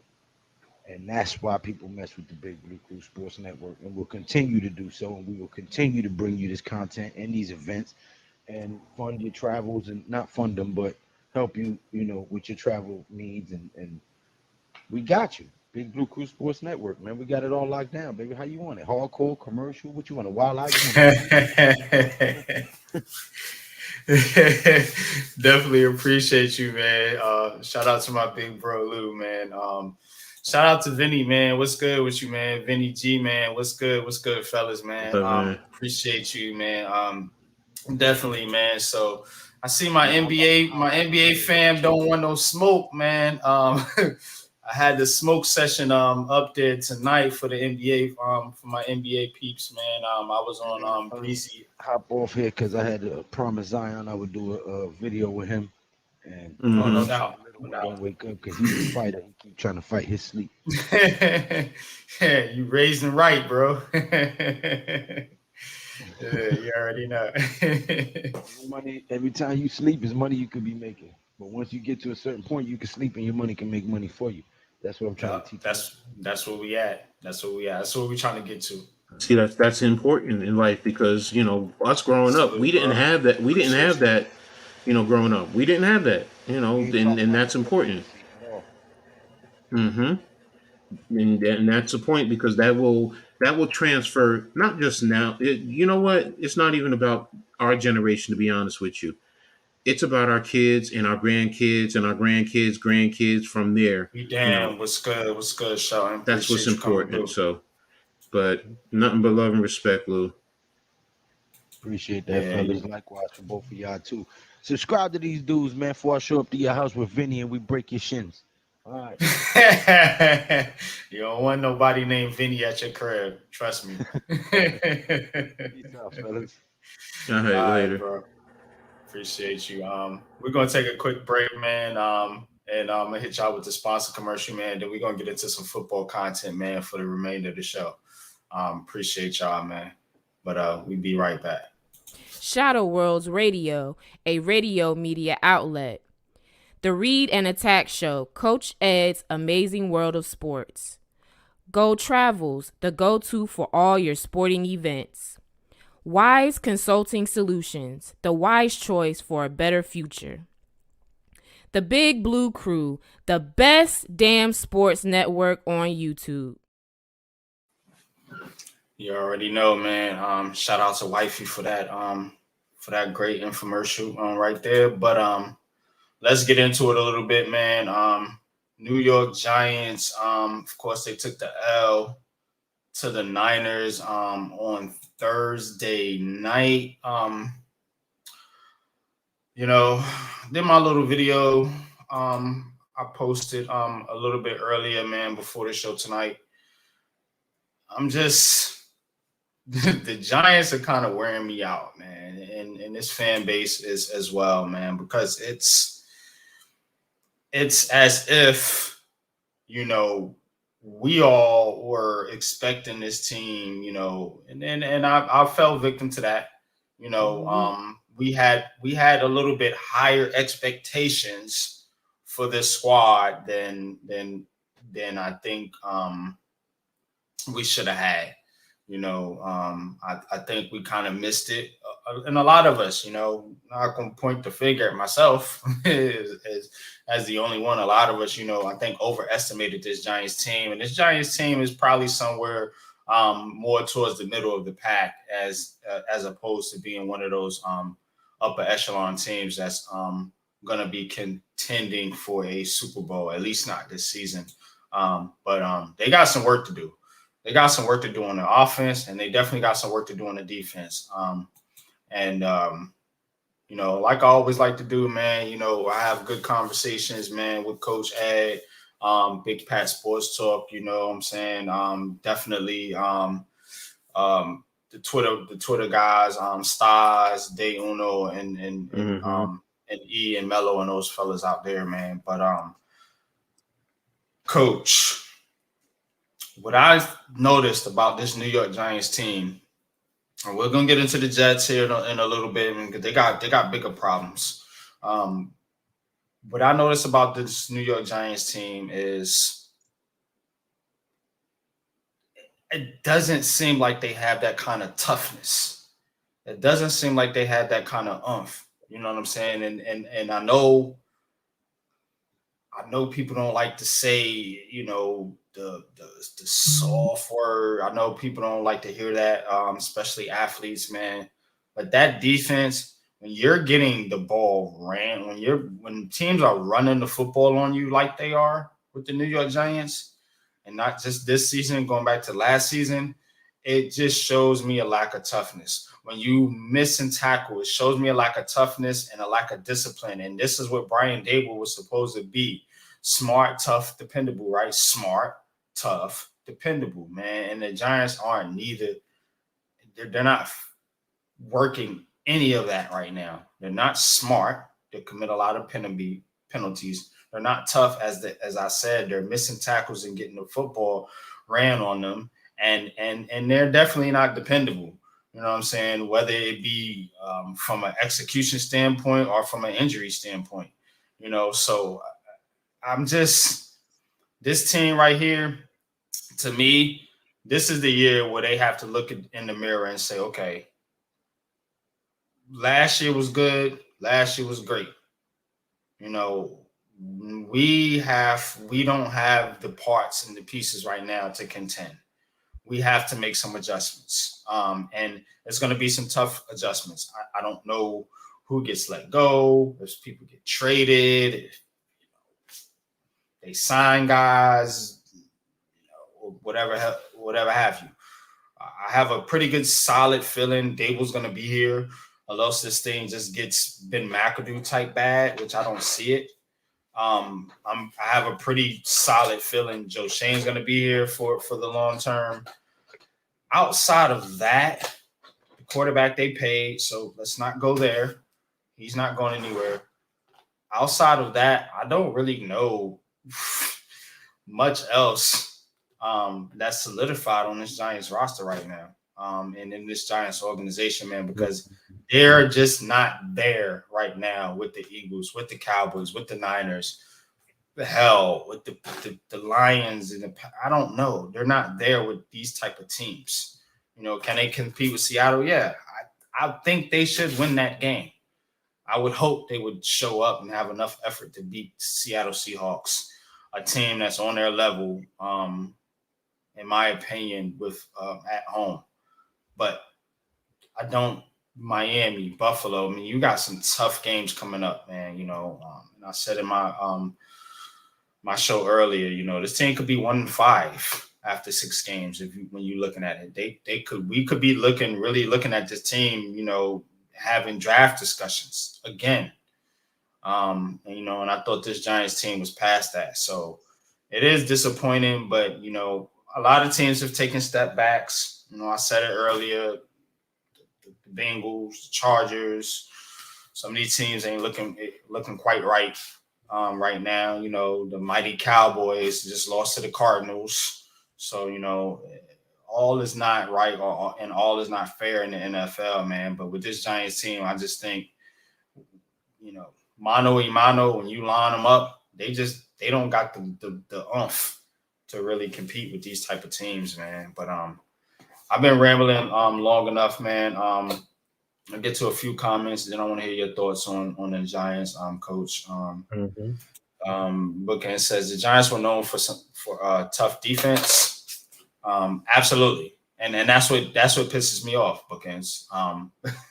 Says nothing bothers me more than bad tackling. Exactly. I mean, it just, with this team and the way they have been constructed in the past with, the tough defenses, the pass rushers, the running backs that can run the football, the offensive lines that they had. This is a weak looking team. They look weak, and it angers me. Now I think this offense can thrive against most defenses. We're going to struggle against the top tier defensive fronts. The line gets exposed, and that's the point. This is not where we're supposed to be. You know what I'm saying? We're supposed to be excelling to that next level to compete with the top tier defenses. And I will say this too, and I said this on Pat's stream last night. It's the Giants team. This defense with Wink Martindale, I don't think it's not the defense that it used to be. Whatever his scheme it can rattle and it can bother a Zach Wilson, maybe a Mac Jones, a mid to bottom tier quarterback. Against these top tier quarterbacks and these better offenses and better offensive lines, Wink Martindale's scheme ain't working. It ain't working. And I know people gonna hate me for this, but I'm Unpopular Opinion Sports. Goddammit, y'all hit that like button. Give a damn what you think. The Giants need to go back to more of a Patrick Graham defense, a bend but don't break defense, because right now they are breaking. They getting busted wide open. They ain't just bending. Because right now you don't have the horses to really play a style of defense to where you can be aggressive like that. You don't have that, Wink Martindale, and he's too stubborn, which is why he got fired from Baltimore. He's too stubborn to realize that. That's my thoughts on this defense. Vinny, Connor was looking like the Nigerian Nightmare, and McCaffrey was looking like Barry Sanders. Exactly. These running backs, although they are good, James Conner's a good running back. Let's keep it a buck. And McCaffrey's a great running back. You know what I'm saying? Maybe a Hall of Famer one day. But yeah, they shouldn't be looking like that. Go back to the 4-3. Yeah, Pat said that. But I'm gonna get Coach's thoughts on all that. What's your thoughts, Coach? Okay, I'm going to break it down in different spectrums. Okay, in terms of toughness, there's different categories I go there. Physically, I think this team is tough physically to a certain extent because we do give effort. We don't give up. We don't give up. We may get our asses kicked, but we Yeah, don't give up. effort is So not is a so and different that's than toughness. Yeah, that's what I yeah, mean. no, Effort. no, no, not you, not you. I'm just saying so everyone understands where I'm coming from. So Mhm. when I look at toughness, that's what I look at. Do you give me the effort? Because you know what, the average person is not going to be able to go out there and throw their body into another grown ass man. So you know, Mhm. I just want to get that out of the way, and we all know that. Okay, the mental toughness. Yes, sometimes I question the mental toughness, but Mhm. this is still a new organization. Even I sometimes forget that. And when I go back to Coach Ed, I talk to myself and I tell myself, Ed, you got to go back to the basic fundamentals. You got to strip down this team, set your foundation, and build it up. Mhm. Some people want to argue last year was whatever. It hurt that. I get it. I understand. Did I get caught up into, visions of grandeur? Yeah, I let the fan get into me. I Yeah. still believe in the talent that is here. Do I still think we have to do a better job coaching them up? Yes. Are there Mhm. some things we need to do better schematically? Yes. Do we still need some pieces? Yes. Are we Mhm. a terrible team? No. And that's the problem that I have with some in this fan base. Some in this fan base are living like Chicken Little. And if you understand the story of Chicken Little, that means they act like the sky is falling, the world is coming to the end. Okay, we lost. We got our butts kicked. I always say the same thing. I lose, I'm gonna tip my hat to you, and I'm gonna go to the film, and I'm gonna take a look, and I'm gonna break it down, and then I'm gonna come back, and I want to be better prepared to punch you in the face the next time. I even broke down because McFadden had a good game on Thursday. He definitely did, and I saw a video down close in the red zone where McFadden was. They ran a play. McFadden read it, and he was right there in the gap, waiting to tackle McCaffrey, and McCaffrey juked him, and he missed the tackle. We were just talking about missed tackles, and Yeah. I said, if he had attacked McCaffrey's left hip, he would have been in the play because when McCaffrey juked back, he wouldn't have been left grabbing air. He would have forced him to go to the right where there was still some support, and he would have been able to make the tackle and stop the play. Those are key little things. That's fundamentals. That's studying film. That's breaking it down. The guys physically can all play. They wouldn't have made it this far if they can't physically play. It is the mental stuff that they need to do, which goes back to the toughness that you're talking about. Yes, mentally we have to Mhm. do a better job and mentally get focused and get tougher there, so that way we understand and not struggle too much and read your keys. Now you talked about Wink, some of the things that he wants to Mhm. do. You talked about him being stubborn, but I'm sorry, great coaches are stubborn. Bill Belichick is a stubborn coach because they believe in what they believe in. Period. I'm a coach that, you know what? I believe in what I believe in. Yeah, but if it ain't working, coach, I don't know, man. I think the great coaches believe in what they believe in, but also They the great coaches adjust. adjust. We've seen And that I've from Tom seen him Coughlin. just. I've seen him adjust. And I've said, there have been times where I've said, yo, last series he was just doing this. Why is he now playing zone? Y'all may not see it, but I do. There are times Mhm. where Wink is adjusting, and it goes back down to sometimes poor execution. guys missing or out of alignment or not following through with their assignments, not reading the keys. Now, is that a problem? Yes. It's also a fact of the matter of defensively. How many guys are still here from last year? If you broke it down, I would say our defense really has changed from last year. It really has. So this is a totally new defense. It's really a totally new defense. So that takes time. This is now the third week. So it takes time for them to gel. Unfortunately, our schedule is front loaded. That's the reality of it. It's front loaded. And our fan base is not patient.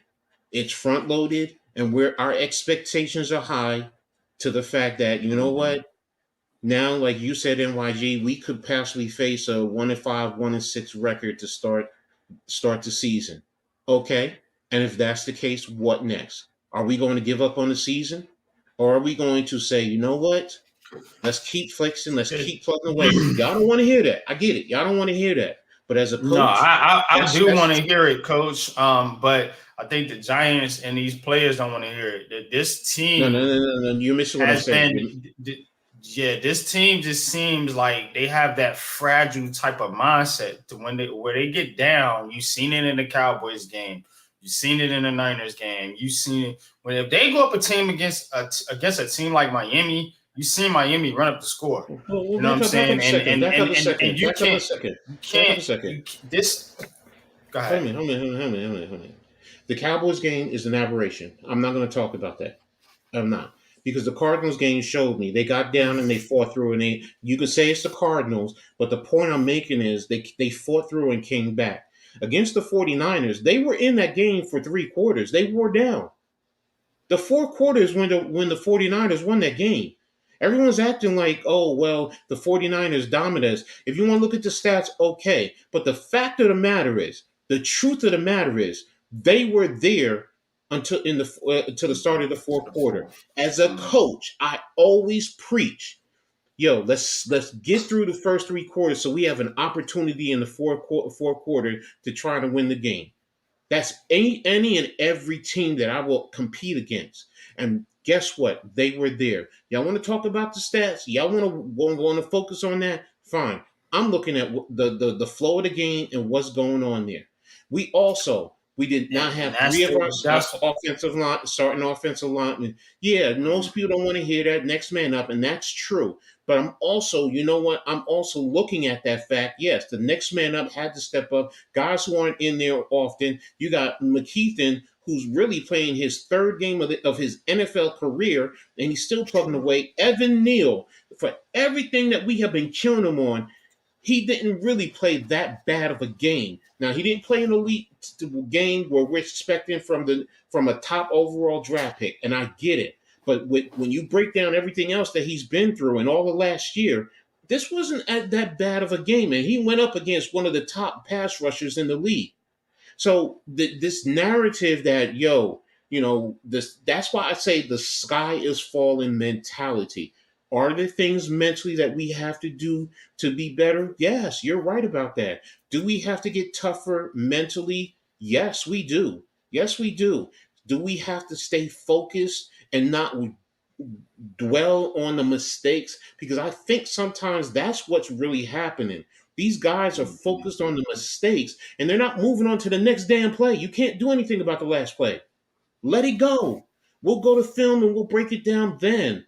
At halftime, we'll talk about it quickly and make adjustments. Well, this is what happened. This is how we're going to adjust to it. This. Plain and simple. But no, we get caught up in everything. And this fan base, I get it. That's why we're fans. But sometimes it's like, yo, let that shit go. Yes, we got to get mentally tougher. Yes, we don't have, and I'm with you on that. It does not seem like we have the vocal leaders as much out there, or the one that we do, because he gets run over by a quarterback in the previous game, and everybody wants to keep bringing that up and thinking that, Xavier McKinney has lost it because he got run over. Yo, bro, it happens to the best of them. I've seen Lawrence Taylor get run over before. Y'all may not want to hear it, but it happened. Guess what? Sometimes you take the wrong angle, and the running back or the runner with the ball has the right angle to run you over. Guys are talking about Bobby McFadden. Oh, he got hit and he got flicked. Why is that happening? The shit happens. Get over that stuff. Fans don't know how to let go of the last play during the course of the game, and players, some of these Giants players, they're caught up in that. Sometimes it Mhm. looks like it to me, as opposed to, you know what? Let's go on to the next play. Don't worry about it. Move on. Let's go on to the next play. You come to the Mhm. sideline. You got Yeah. the pads. You pull it up. Let's take a look at it. So, to your point, as far as what's going on, Miami and all these other, I can't worry about that right now. The only focus is the Seattle Seahawks. Now, you want to talk to me about the Seattle Seahawks and their running game with Walker and Chardonnay? Okay, fine, cool. That's a good 1-2 punch. Good two young 1-2 punch. Do we have to do a good job defensively to withstand and hold? Yes, yes, but I still believe in this team. I still think what things can happen. Because best believe. I'm gonna tell you right now. We go run off 8, 9 wins in a row. Everybody's fucking attitudes is gonna be so different. Mhm. We're only in game Mhm. 4. We all Yeah. gotta settle down, and I get it. We want to win. None of us likes to lose, but you gotta know when to let stuff go and move on. And I that's think where the I am. problem is, coach, is how it looks. It's not that they're losing; it's how it looks. You're not just losing; you're getting whooped. You know what I'm saying? For the better Okay. part of this season, outside of 2 quarters, you have been getting beat down And what for game the are we most in? part of this season. Yeah, it's still early, bro, but you can't tell me that shit inspires confidence. It does not. It does It not doesn't. inspire It doesn't. It confidence doesn't. in It doesn't. any It doesn't. fan. And It and doesn't. and we can sit up here and boo-hoo and put our blue colored glasses on all day and all we want to. The bottom line is the Giants have problems on the offensive line. As we've Yes. said Yes. preseason, they have problems on the defensive line, particularly at the edge rusher position, as I have highlighted preseason, along with others. And they don't look fixed, and they look worse than actually what we thought because Aziz is hurt again. Another thing I've said, this guy can't stay healthy. I don't know what to think about him right now because he's non-existent. He's never on the freaking field to make an impact. Mm-hmm. You know what I'm saying? And Kayvon Thibodeau, you know, is he's doing what he can. I will say that. He's giving effort. He's not out there dogging it. He's not a bust by any standards. You know what I'm saying? But he can't be the one guy out there. He's not that dude. You know what I'm saying? But He the is thing is the that the other edge rusher, in my opinion. He needs help from his other players. You know, but every player needs he, help. Even LT wouldn't have been LT without right, Carl right. Banks. Without Carl Banks, he does not. What's going to happen? Teams are going to end up throwing. Well, LT was different. That's a bad example. My point being about Kayvon is because Aziz is not out there. What are teams doing? They're doubling him now, or they're giving Yeah, they're giving him that's what's help. gonna So happen though. So what's exactly. gonna happen? What's gonna happen if and when Aziz comes back? Is he gonna turn into a difference maker? I don't know. What do you You consider see a what I'm difference saying? maker? When you say that, when you're talking about the When edge, you draft what? him number 5 overall, you expect the guy to make a difference, coach. Okay, And no, we've I talked understand. about I this. understand that. No, You know no, what I'm no. When saying? you say a difference maker in terms of on-field performance, what is a difference maker? Example, the way he played against Baltimore and Washington, or are you just talking about he's going out there Yeah, constantly putting the pressure on the way the quarterbacks? way he played against, I mean, making a difference, making plays out there, not just being another guy, not just a guy that's just okay. He's doing his job. I get it. He's doing his job. Whoop de doo. You didn't draft him with number 5 overall for him to go out there and just do his job. You drafted him to make a difference. He's not able to make a difference now. If he's miscast in his role, you know, like I talked to Pat about, like Vinny highlighted in the chat, maybe the Giants need to think about going back to the 4-3 If he's miscast in his role, I understand that. And I get that. But that's more on coaching now. Now we need to go back to the coaches and look them in the eye. It's one or the other, coach. It's either these players It's suck and it's Joe Shane picked that's the wrong where players, or it's the coaching that's not I getting think the it's a little most bit of out of both. these guys. I honestly think it's a little bit of the both. To be honest with you, what did I say? Do we still need I think it's more talent than on here? coaching, to be honest with you. I think it's a little bit of both, bro. Yeah, I really do. Shane, we need some better pieces. We do. We need some better pieces. Now, unfortunately, because we draft lower, we couldn't get a lot of the pieces we might have needed if we were drafting higher, or the better talent because we were drafting a little bit lower. So that's Nah, I also think a they got. factor. I'm not gonna make that excuse because last year they had 2 top 10 picks. This past year, they were what 25th, I think. You know what I'm saying? hmm But they arguably got one of the better corners, and I like Banks. You know what I'm saying? I think I'm not you saying know that, but what I'm getting at is, in terms of the talent, if you draft higher in the draft, you are able to get a little bit better talent. I'm not saying Banks is not a good talent, they only but had 1 year though where they didn't draft high thank in the you. draft, and that was this past year. That was it. But So the talent I'm should be only there. talking about no, I'm only talking about Shane because no this I know a lot of people are giving, what's his name, says he hit on, a lot of his draft picks or quite a few of his draft picks. There's some that, what, because we said it, there's a lot of guys in here that we drafted that, that are no longer here. I think There's some that this is the first year you can really judge him on the draft. I agree with you there because the previous regime, their scouts were in place.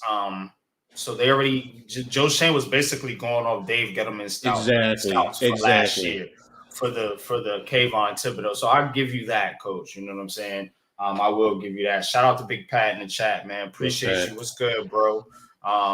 Link I is in the just chat. I'll take the links in the chat if you wanna come on for a minute. We're not going to keep this going too long though. But go Yeah, ahead. yeah, yeah.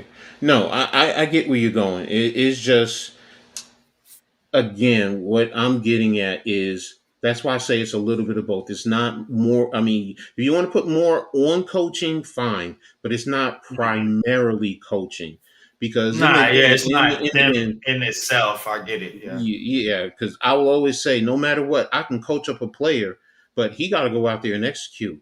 And there's Mhm. only so much a coach can do. I mean, great coaches can inspire. We can give you all the information. We can make sure we can try and get you mentally ready. But if you go out there and you're a deer in the headlights, that don't my coaching don't mean shit. It Right. don't. So that's why I say it's a little bit of both, and it's on all. It's management. We need some better players. We're all saying it. We need better offensive linemen. You just said we need some better edge rushers. So we're talking about scheme. I understand the 4-3 scheme concept, but in this day and age, when people are playing 11 personnel, unless that third linebacker is able to really perform in terms of pass coverage, he's going to get cooked because your number three receiver should be able to handle any third linebacker that's out there.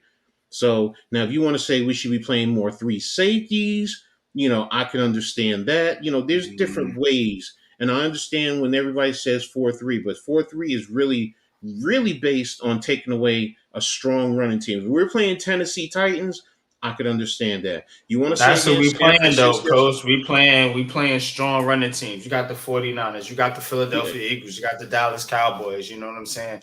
This is who you're playing, the Detroit Then- Lions. These are all strong running teams. But The don't forget, they Giants, still run out of 11 personnel, which is your third wide receiver. I get what you're saying. They're strong running teams. San Francisco uses a fullback. So you want to say 4-3 against them? Cool. I'm with that. But Dallas will still hit you with three wide receivers, and they will still run it down your throat. So now you put a third linebacker out there on a third wide receiver. Okay, but now if you're going to do that and play more zone concept out of the 4-3, all right, that's a different story. Now we're talking. But if you're playing man to man, I'm not. Excuse me, unless my third linebacker is a Yeah, beast of a no, coverage, guys. you're not gonna play man to man like that in the 4-3. I'm with you. Bingo. Um, yeah, So I I mean, but understand I where get you where you're at. going. I get where you're going. That's why I say it's a little bit of everything, but it still goes back to what I just said. And you know what? We all got caught up to a certain extent. I don't think we're a bad team. I still think, you know what? If we fix a few things, we can still compete for a playoff position. I still believe in Yeah, that. yeah, But absolutely. I'm not off the but bandwagon at all, no, but but to there say are that some concerns. yes, and I'm with everyone else there. You know, the mental toughness, yes, you are 1,000% correct. There are things that we have to get mentally better in terms of toughness. But I still say we also have a lot on defense. We have more. I mean, look, we have two starting new cornerbacks.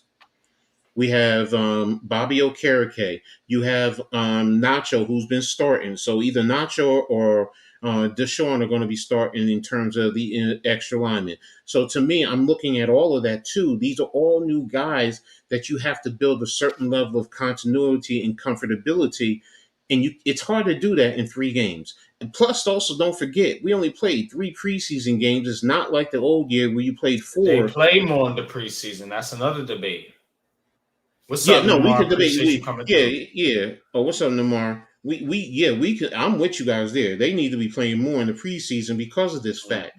But when you don't, this is some of the things you're running into. So that's why I say, you know what? It's now. I see it. It's going to take a little bit more time, but unfortunately, our schedule is front loaded, and our fan base is not patient. We're tired Mhm. of it. You know, it's been a decade that we've been. For the most part, we haven't been winning. We've been in the playoff 2 times during that time frame, so I get it. I get it. And I'll say it. The fan base is not patient with it. They're tired of it. But you know, it, I just asked this question. Okay, so then if that's the case, where do we go? If that's the case, of since we're all tired of it, to me, it's I still got to go in there and go to work, and I got to keep chopping away, and I got to keep punching away, and I got to keep grinding, and I just got to be patient with it. And you know what? And it's not me accepting mediocrity and all that other stupid bullshit that people try to spew. Excuse my language. No, it's not that. But I also, as a coach, I knows that you know what? Sometimes you got to take it a step back. You got to readjust your foundation and make sure that it is strong, because otherwise, it's going to all come crumbling down. And that's all Mhm. I'm looking to do. I was really moving way up and building my house. Now I got to take it back down on another level, just readjust the foundation, strengthen it up. Use an analogy, put some more cement on the foundation to make sure it's stronger so it doesn't crack and doesn't break Let's down. talk about that foundation real quick, Coach. Mm-hmm. And the Mm-hmm. foundation, we talk about it.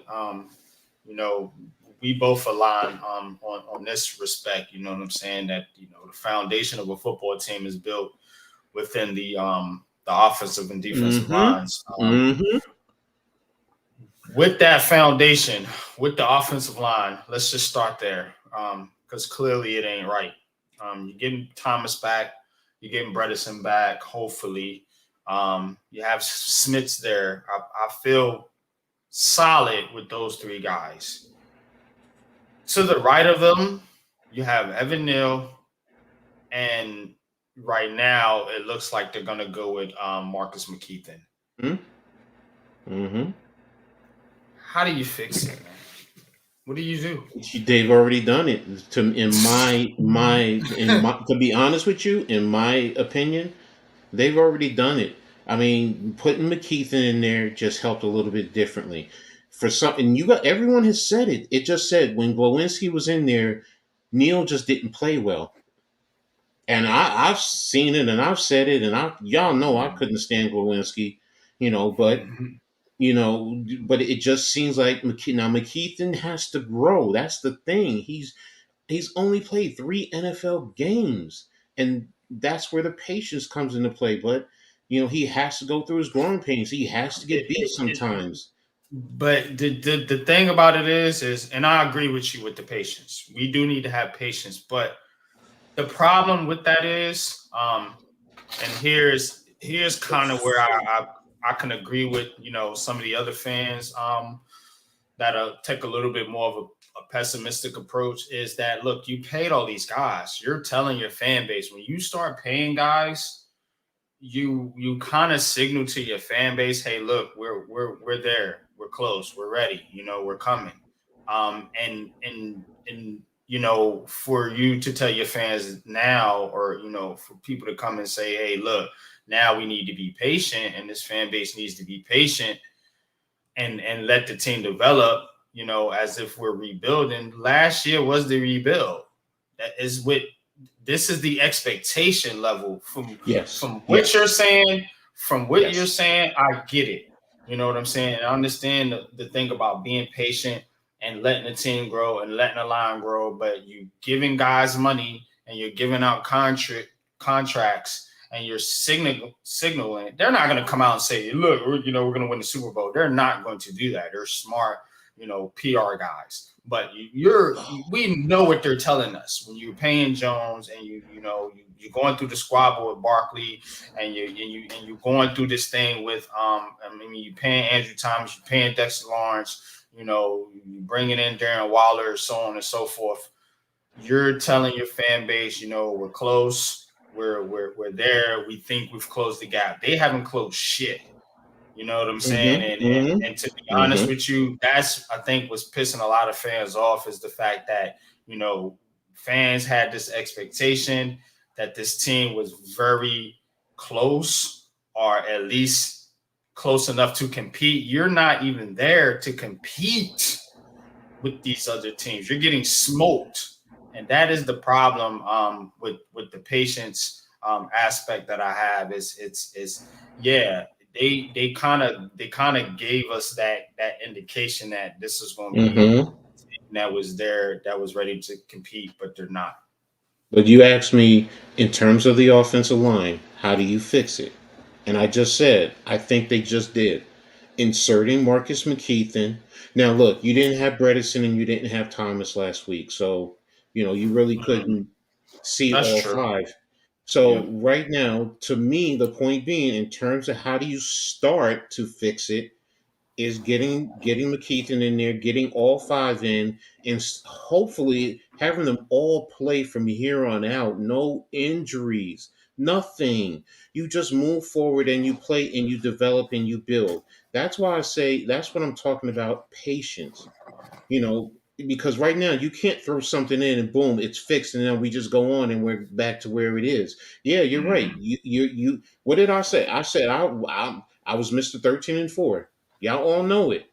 I was high Yeah. on it. I was high on the Yep. hog. And guess what? It's not there. I see talent, but it's not producing. And like you said, it starts in the trenches. On the defensive side, Aziz got to be there. He has to perform. He has to help contribute. And it starts with the offensive defensive line. Defensive lines, we have to stop the fucking run. Excuse my language. It's just that simple. If you shut down the run, you make them one dimensional and you can do a whole Mm-hmm. lot more. But because we can't stop the run, and Wink is trying to put pressure them at certain point in time, and it's just not working, and it's you're off coverage sometimes. I also have issues with that, but you need the two to align perfectly, so that way, you know what, sometimes you got to put the pressure on the cornerback, so um this way that the pass rush can get to the quarterback, and then that way you don't have off coverage where you're throwing to a Debo Hold up, Samuels. Coach. What was Xavier McKinney's comment? Did he say something? Oh, I don't know. Remember I missed something there. Xavier McKinney's comment yesterday? Yeah, what was the Um, comment? If anybody knows what what? Nimmer or Yeah, what did Nimmer, he say? If you want to put it in the chat, Nimmer, tell me what he said, and I'll react to it. yeah, Pat says, yeah, our yeah. guys are young as hell. They are young, man. They're a young And team. I will agree with that. that's the whole thing. And when you have young guys, I mean, think about it. I mean, At, even though he is young, he's still a vet. But still, when you look at his age, he's what, 24, 25.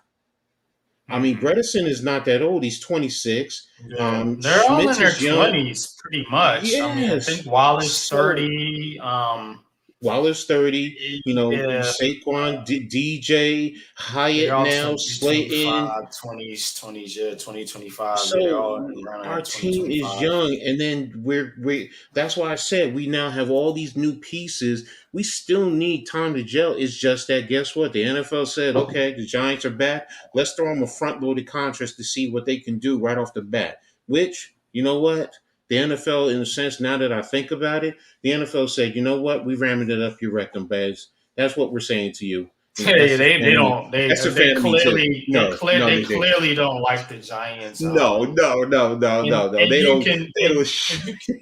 and you can tell they got some type, and I think they don't like the Giants because they ruined Tom Brady's perfect season because they wanted him, the NFL No, wanted him no, so no, bad to be the no. perfect quarterback. They really did. And the Nah. little blemishes is on his record is from the New York Giants. I really think that's why they've been giving the Giants the business, man.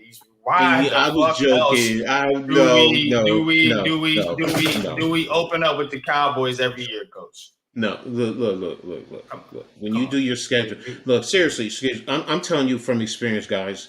I did a schedule. I did a schedule for a 30 team league. Yo, there's a database that you pick in. You do put in certain information to help, but no, that's not Yeah. true. They don't No, do that. I It's think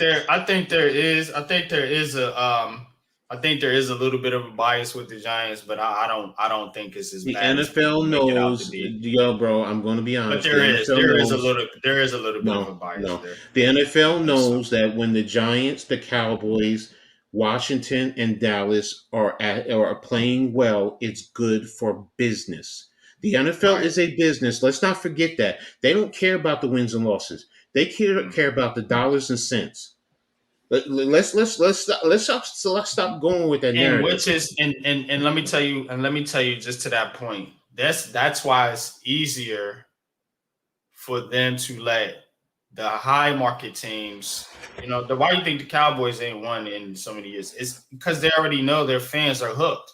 They're gonna buy in regardless, whether the Well, team then is good or not. So why they is it so they so Jackson? they so they spread out the love to teams like Yes.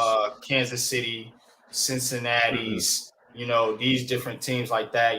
They're bringing Buffalo back. You know what I'm saying? Because What you're saying is those they're what you literally are saying is they're fixing their games.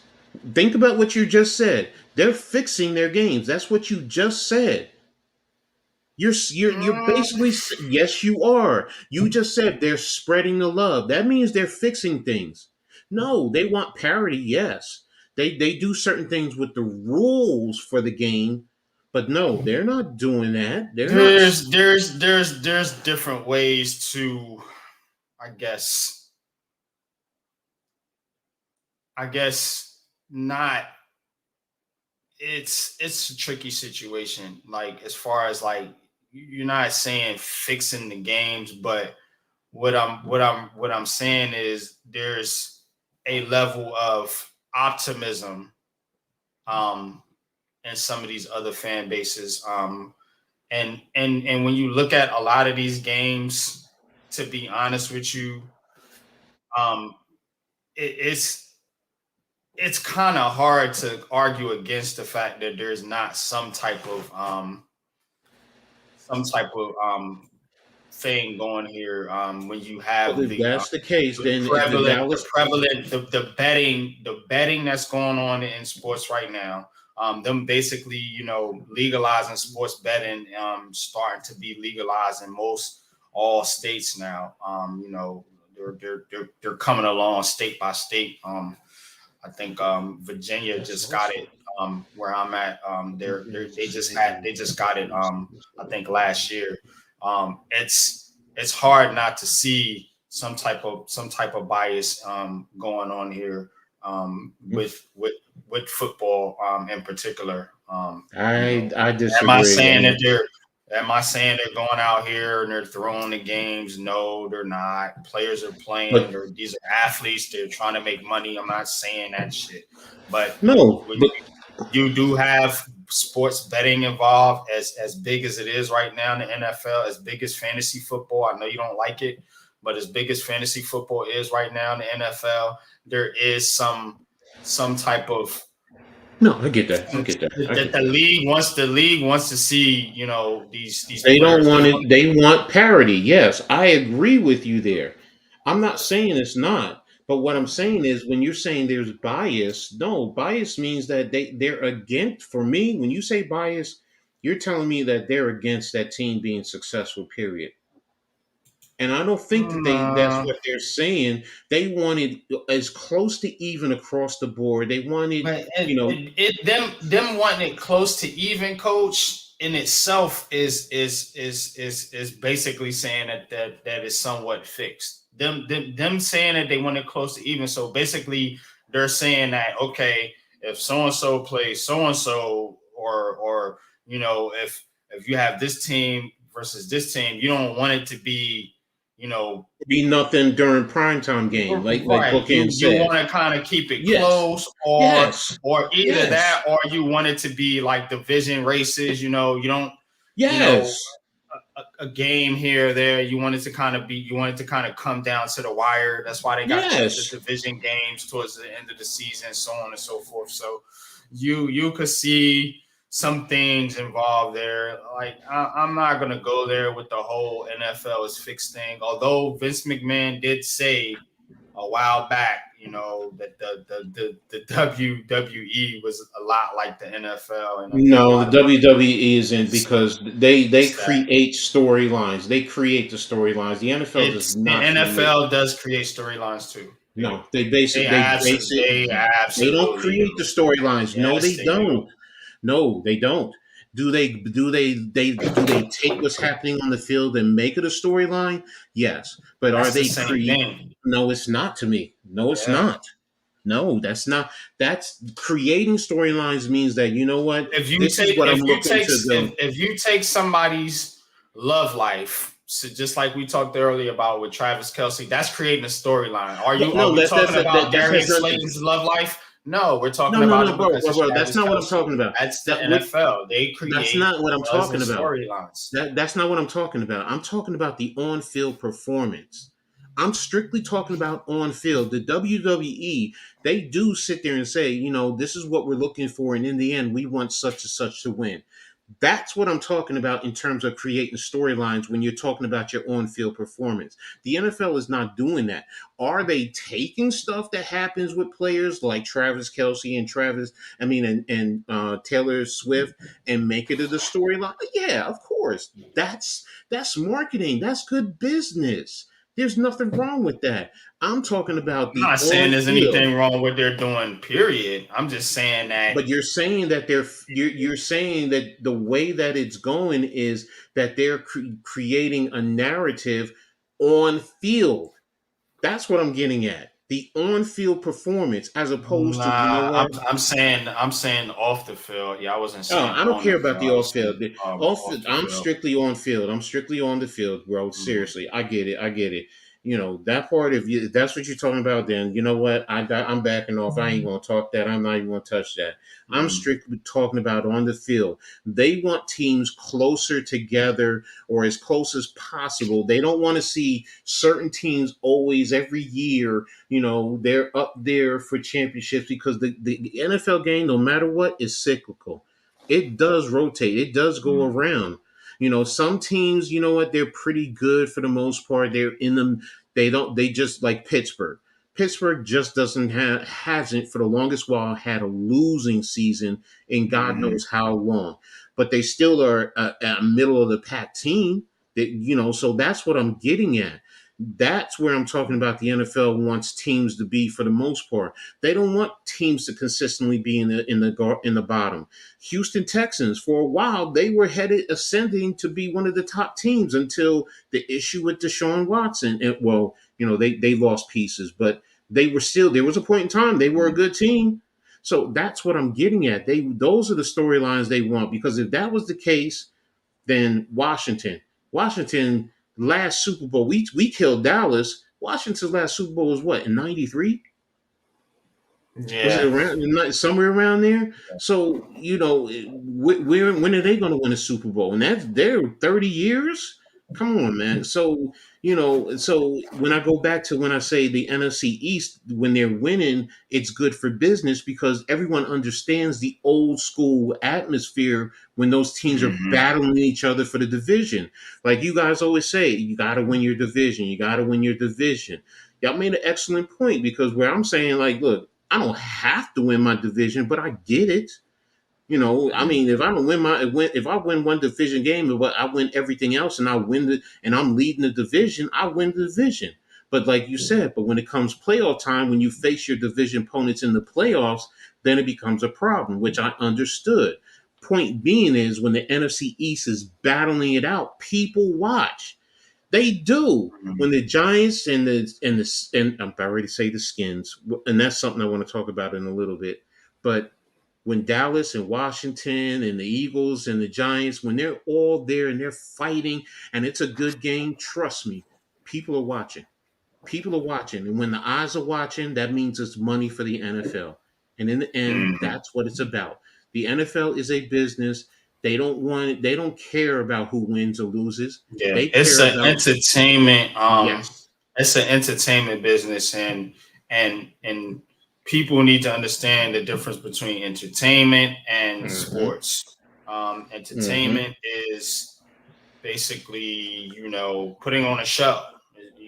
Basically, Mm-hmm. in a sporting Mm-hmm. event is actual competition. So there is a line to be drawn between a sporting event and entertainment. And when the NFL advertises their business, like we said, as entertainment, there is a gray area there Yes. to Yes. where Yes. because A people thousand have percent. actually tried to sue the NFL for fixing games. Mm-hmm.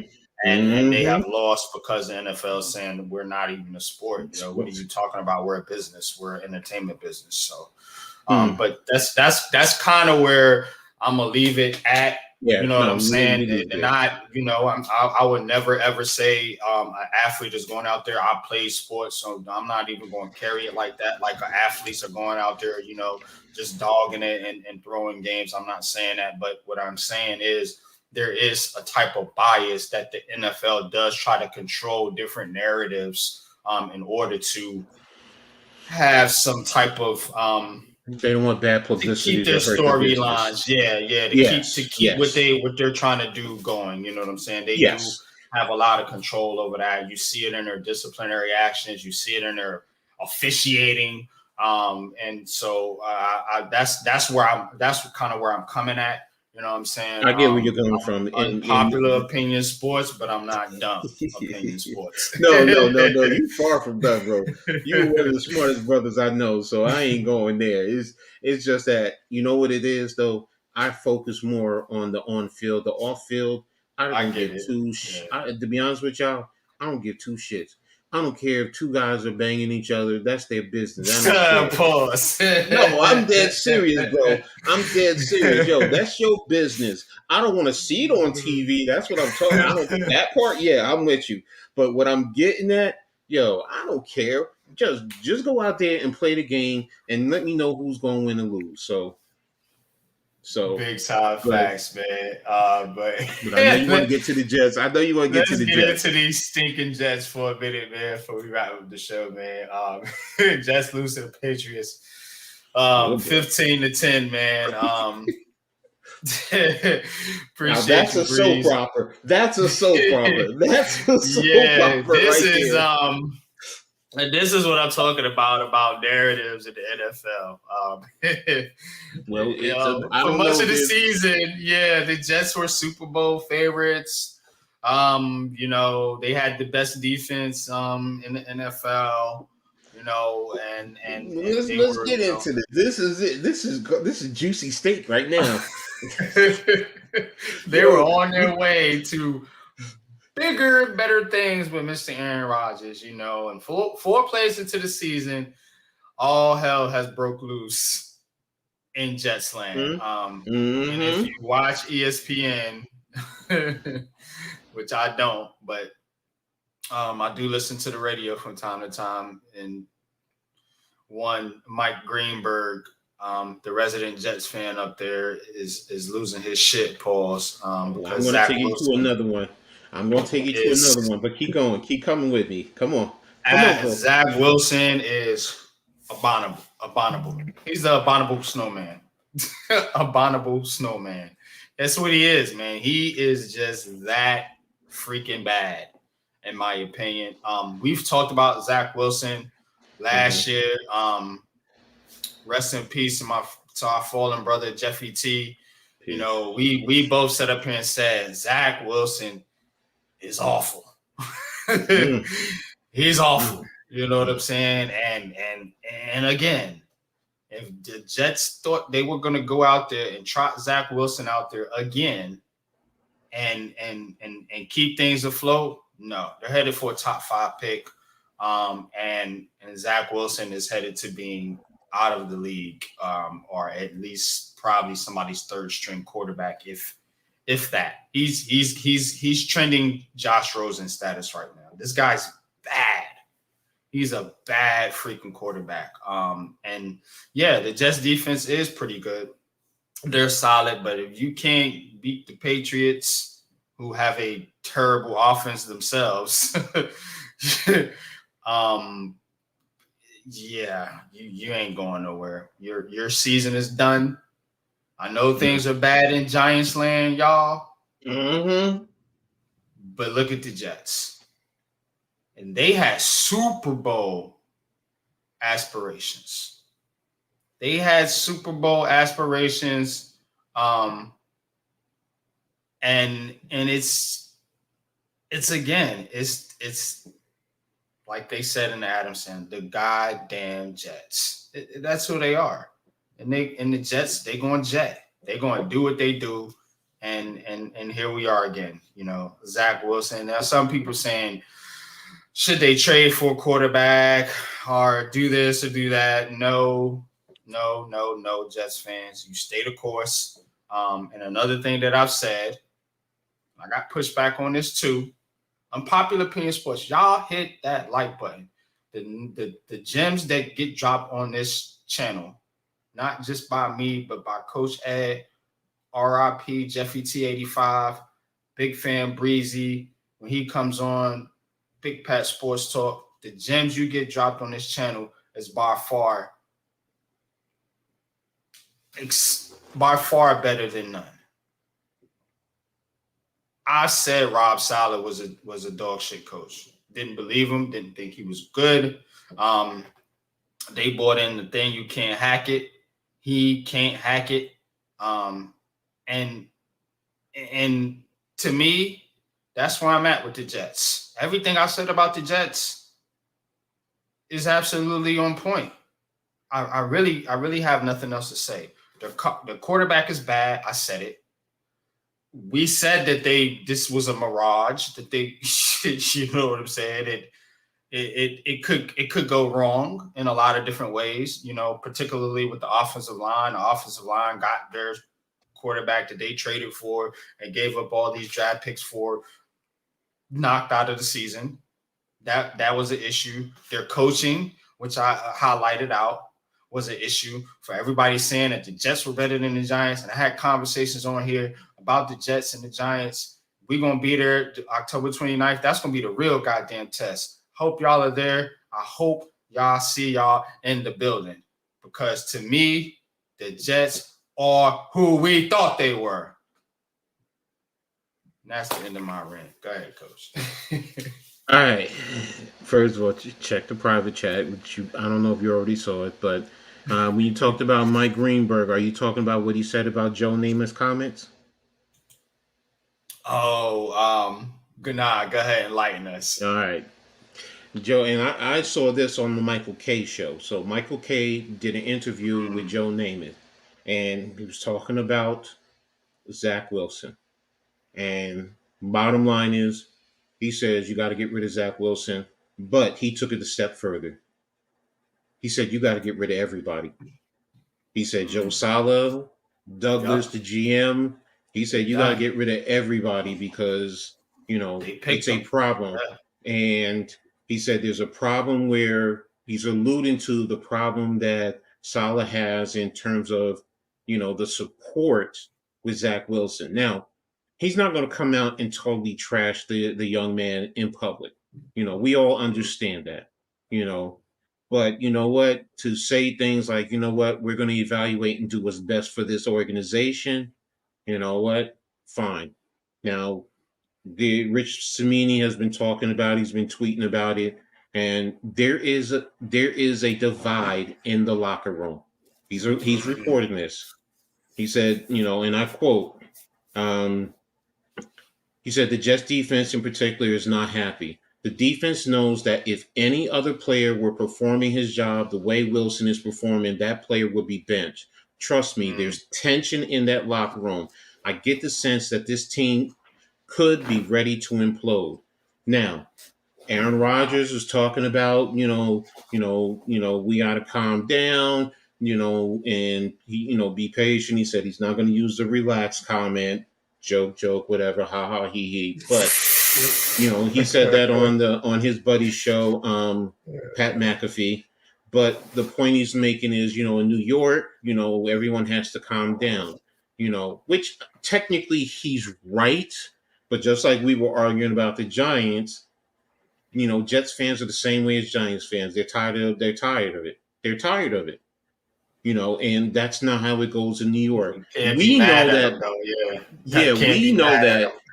No, I'm not mad at Rodgers, but Joe Namath, and that's what Michael Kay and them were saying is, he's Mr. Jet. He's the old, because he said he's the ultimate Jet fan, and I thought about it. I was like, yeah, you know what, he is, and he took it even further.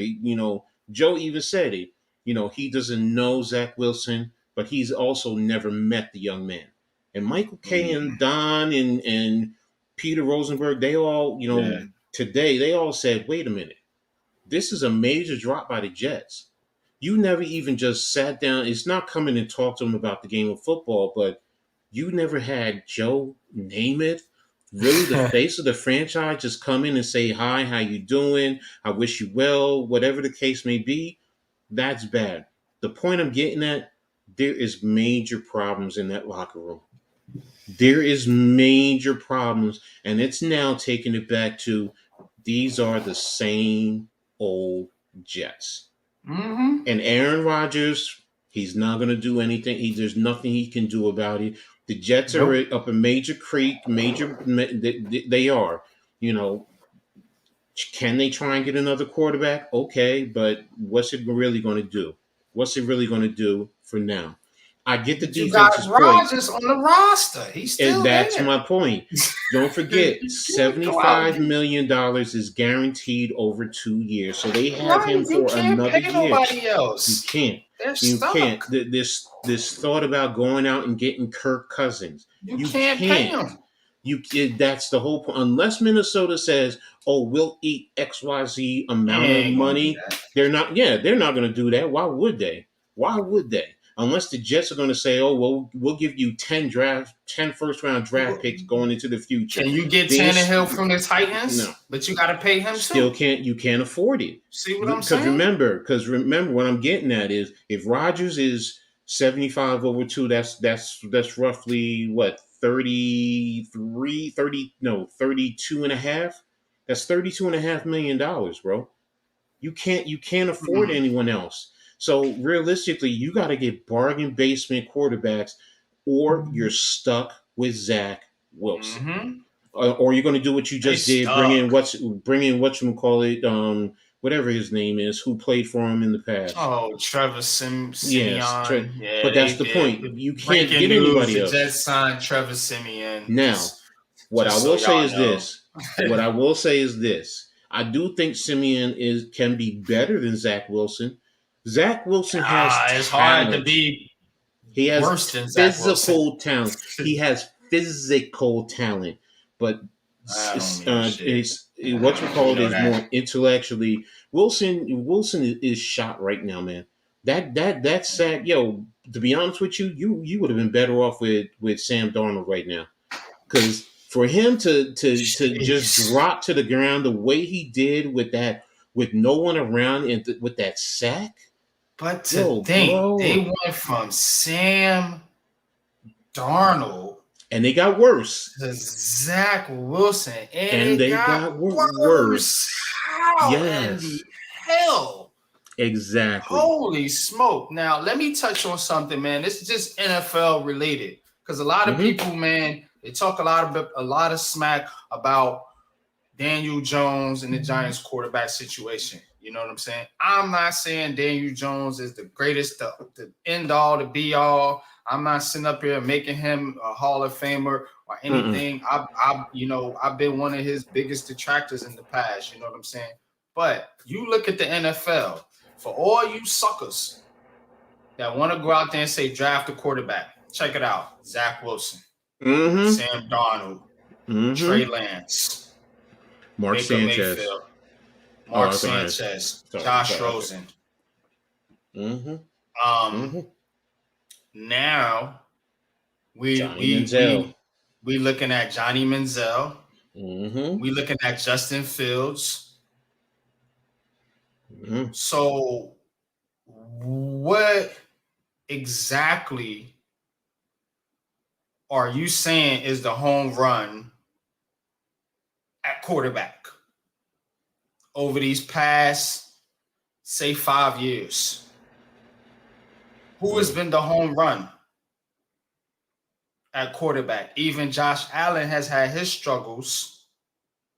Justin Herbert, Mm. he's, people say, a product of bad coaching, whatever. Don't get that excuse with Daniel Jones, but whatever. And we're sitting here. Trevor Lawrence looks like he's regressed a little bit. I mean, so we're sitting here arguing this quarterback narrative for somebody to go out there and just tank for a guy like Caleb Williams when you don't know. Bryce Young is hurt. You know what I'm saying? Anthony Richardson is hurt right now. We don't know Mm-hmm. what these guys are going to be. So there is, my point being, there is no slam dunk at quarterback. Mm-hmm. It's all a risk, it's all a chance, and you can see teams swinging and missing left and right. The 49ers are winning with a 7th-round draft pick. Jalen Hurts was a 2nd-round pick by the Philadelphia Eagles. Mm-hmm. People didn't know who the fuck Pat Mahomes was, pause, and when the Chiefs took him in the 1st round. You know, Mm-hmm. um, there is no answer at quarterback. Your best bet Mm. is building your team, front line, D line, front line, O line, building it from the inside out, and then going and get you a quarterback that can fit into your system, a la San Francisco, a la Philadelphia. Even the Cowboys, for all the people say about Dak Prescott, Dak Prescott is a product of that system. You put Dak Prescott on the New York Giants, he's Zach Wilson. But go ahead. You're right, bro. You're so right. I mean, the quarterback position, everyone, because this is where I've always said the quarterback get much of the credit and much of the blame. And it's not Yep. about that. It's a team sport. Football is the ultimate team sport. It's not basketball. It's not baseball. It's not soccer. It's not hockey. It's not boxing. It's not tennis. You need everyone out there performing, doing their Mm-hmm. job for your quarterback to get the ball to his wide receivers, even for your running backs to, be able to run the football. And without everyone being on the same page and of the same accord, these are the problems that you're going to have in the game of football.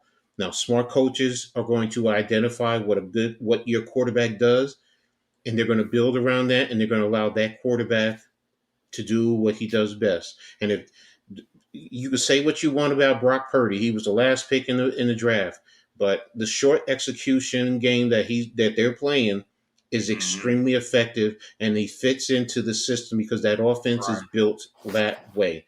And the other Hmm. factor is the offense and the defense are play off of each other. You don't have Hmm. one side of the ball being better, that much more dominant than the other. You Yeah. need them to be closely aligned, and it goes from the quarterback all the way down. But that's it. So the Jets are the Yeah. Jets. That's pretty much all I have to say about the Jets. The Jets are the Jets, man, and last thing on the Jets, man, is look,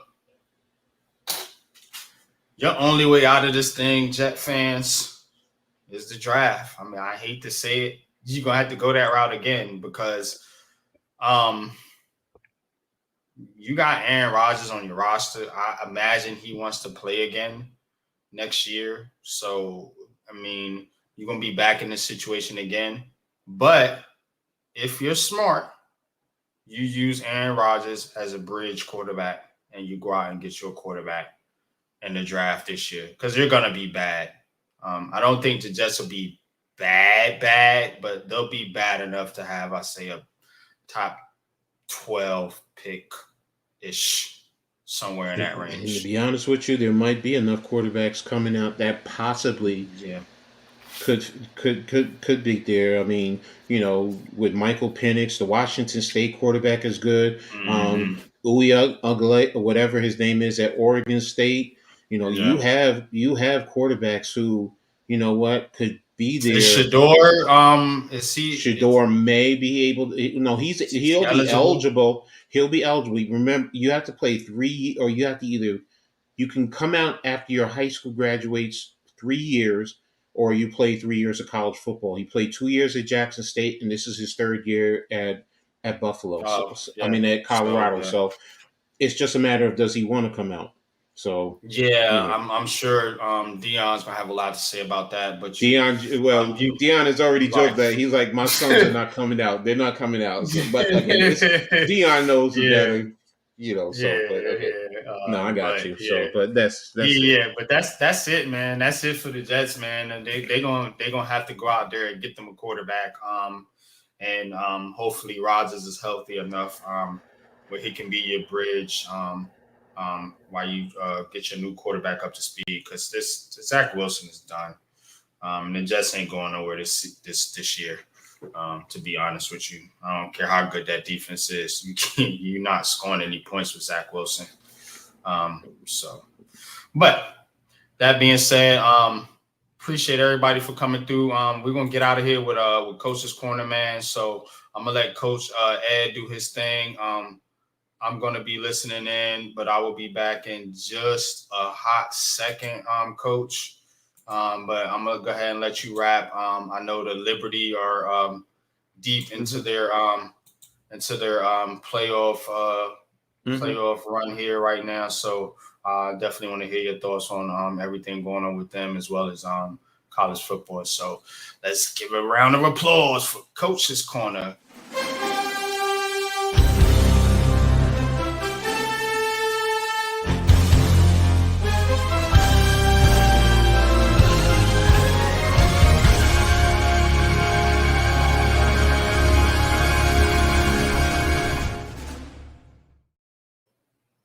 All right, guys. Thanks for that NYG Coach's Corner, man. Some good news and some in terms of college football. I'm going to start with Syracuse. The Syracuse Orangemen, they're still unbeaten. They're 4-0 on the season, 3-0 at home. They played Army, and it was a tough game for them, man. It really was a tough game, and anybody who's ever played any of the service academies, you always run into that problem. They actually went down at half 10-3. I mean, they just had so many issues in terms of handling Army's offense. Army's offense is a little bit different than what they have been in the past, but for the most part, it still is a tough-minded type of a team, and it's a team that most schools do not like playing. This year they're a little bit more balanced per se in terms of their overall offense. They gained a total of 270 yards of total offense, 145 in passing, and 125 in rushing. Syracuse had 403. Now, I initially said that they were down. They were that Syracuse was down 10-3 to Army at half, but that's where they exploded, scoring 26 points in the second half, holding Army to 6 points, and eventually winning 29-16. So that's a good win for Army. It really prepares or helps them as they get ready to move into more of their ACC play. Um, Coming up in their next game, they will be facing Clemson at home Saturday at 12 o'clock. Now, Clemson, I know, is in a sense not the same Clemson. They're 2-2 in the on the year, and they already have two ACC losses, losing to Duke and Florida State. So, I'm not going to say it should be an ease. It should. I'm not going to say it should be a game that they can easily win or get walk away from, but they have a great chance of winning this game. They just have to stay focused and be prepared and not take Clemson lightly. So it'll be Saturday at noon on ABC Sports. So depending on some of the other games, that might be the game I'm tapping in to check out. So, but good win by Syracuse. Also offensively, their leading scorers. Let me go back to that game stats. Let's see. Okay, quarterback Garrett Schrader, very good year. 21 game. I'm sorry. 21 of 26, 245 yards, one touchdown, one interception. Quentin Allen led the team in rushing, 20 carries, 104 yards, one touchdown, and Schrader added 10 carries for 50 yards and one touchdown. So definitely a good job by them overall offensively. Turning over to Rutgers. Rutgers had a big game. They played Michigan up at the Big House, and both teams came in at 3-0. Unfortunately, Rutgers lost that game, so they're now 3-1 on the season, 1-1 in the conference. They lost 31-7, but the score is not as big as you may. It's not as big as you may think. Rutgers actually had the lead. First series, quarterback Gavin Wimsatt hit through a 61 yard touchdown pass, and he threw that to I forgot his name. Kristen Dremel, who ended up 3 receptions for 85 yards. But again, Gavin, played okay. He managed the offense very well. This week they were a little bit more pass heavy than they have been in the past. But Michigan, they were a little bit more balanced and more effective. They did hurt Rutgers in the run game. They rushed for 201 yards and 2 touchdowns, while Holy smokes. also passing for 214 yards.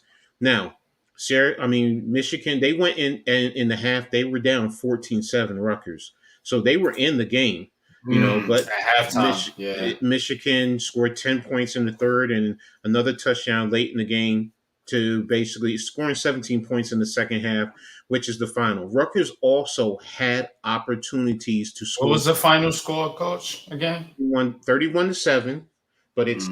it's not what you're thinking. They missed a field goal. I think it was a 44-yard field goal.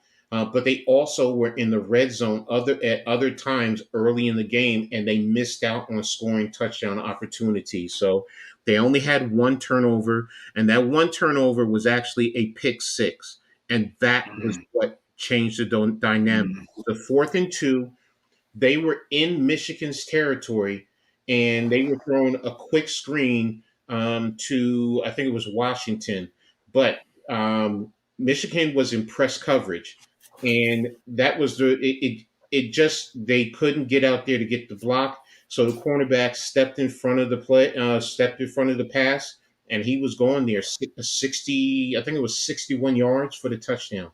So, and that changed the whole dynamic of the game. So, again, Kudos to Syracuse. They proved that they were the better team. They definitely were. But even some Big Ten fans are now changing the narrative for Rutgers because the perception is now when you look at their schedule, the expectation is Rutgers should win 6 games and they should be going to a bowl game. Mm-hmm. They play Wagner. That's what I Uh, expect. so Wagner they beat last year 66-7. So and Wagner is a low level FCS school. So the expectation is another big game Rutgers for already got what, 3 wins, they coach? have 3 wins. So if they get Three this more. the fourth win, um, looking at the rest of their schedule after Wagner, I think they go to do they go to Wisconsin? Let me double check that to tell you. Yeah, after Wagner, they go to Wisconsin, but then they come back home. Now, Wisconsin is good. Wisconsin is 3-1, but Wisconsin Mm-hmm. hasn't been the Wisconsin that they have been. Mm-hmm. Going past. But they have a new coaching staff, and they're really feeling themselves and working their way. So after Wagner, that's going to tell me can they go up to and can they go up to Wisconsin? Can they be competitive in that game just like they were in Michigan? And maybe steal it, but if not, just stay competitive because then they have Michigan State. Michigan State is in total disarray, especially with the Mm-hmm. Tucker situation Yeah. going on there, and then they have Indiana after that.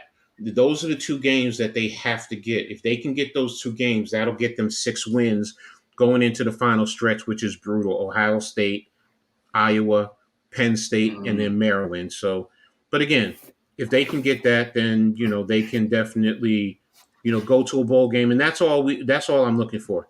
I just want Yeah. to see 6 wins and them get to a bowl game, and then that will help them going forward from there.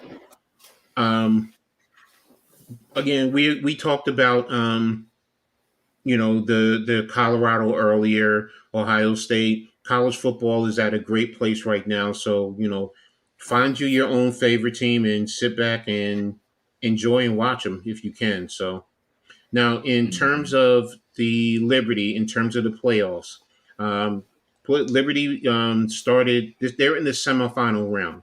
So Okay. basically, they ended up having to play Connecticut, and they played Connecticut on Sunday, and unfortunately, they did not win. And it was a Yeah. tough one. They lost 78-63 in that game. And in terms of the box score, uh, number one, tip my hats to Connecticut. They did exactly what they needed to do. They blitzed Sabrina Ionescu whenever she touched the ball. They wouldn't have let her get off. She only scored 12 points. She was 4 of 14, 4 of 8 from 3 points. So right there, that tells you she wasn't able to hit from the 2 point range. They started Mm-hmm. well by going down low to Jonquel Jones, but they got away from it. Sabrina Stewart, 19 points on 7 of 25 shooting. Benija Lady only had 3 points, had a terrible game. So I mean, it was tough for them, on Sunday, losing 78-63.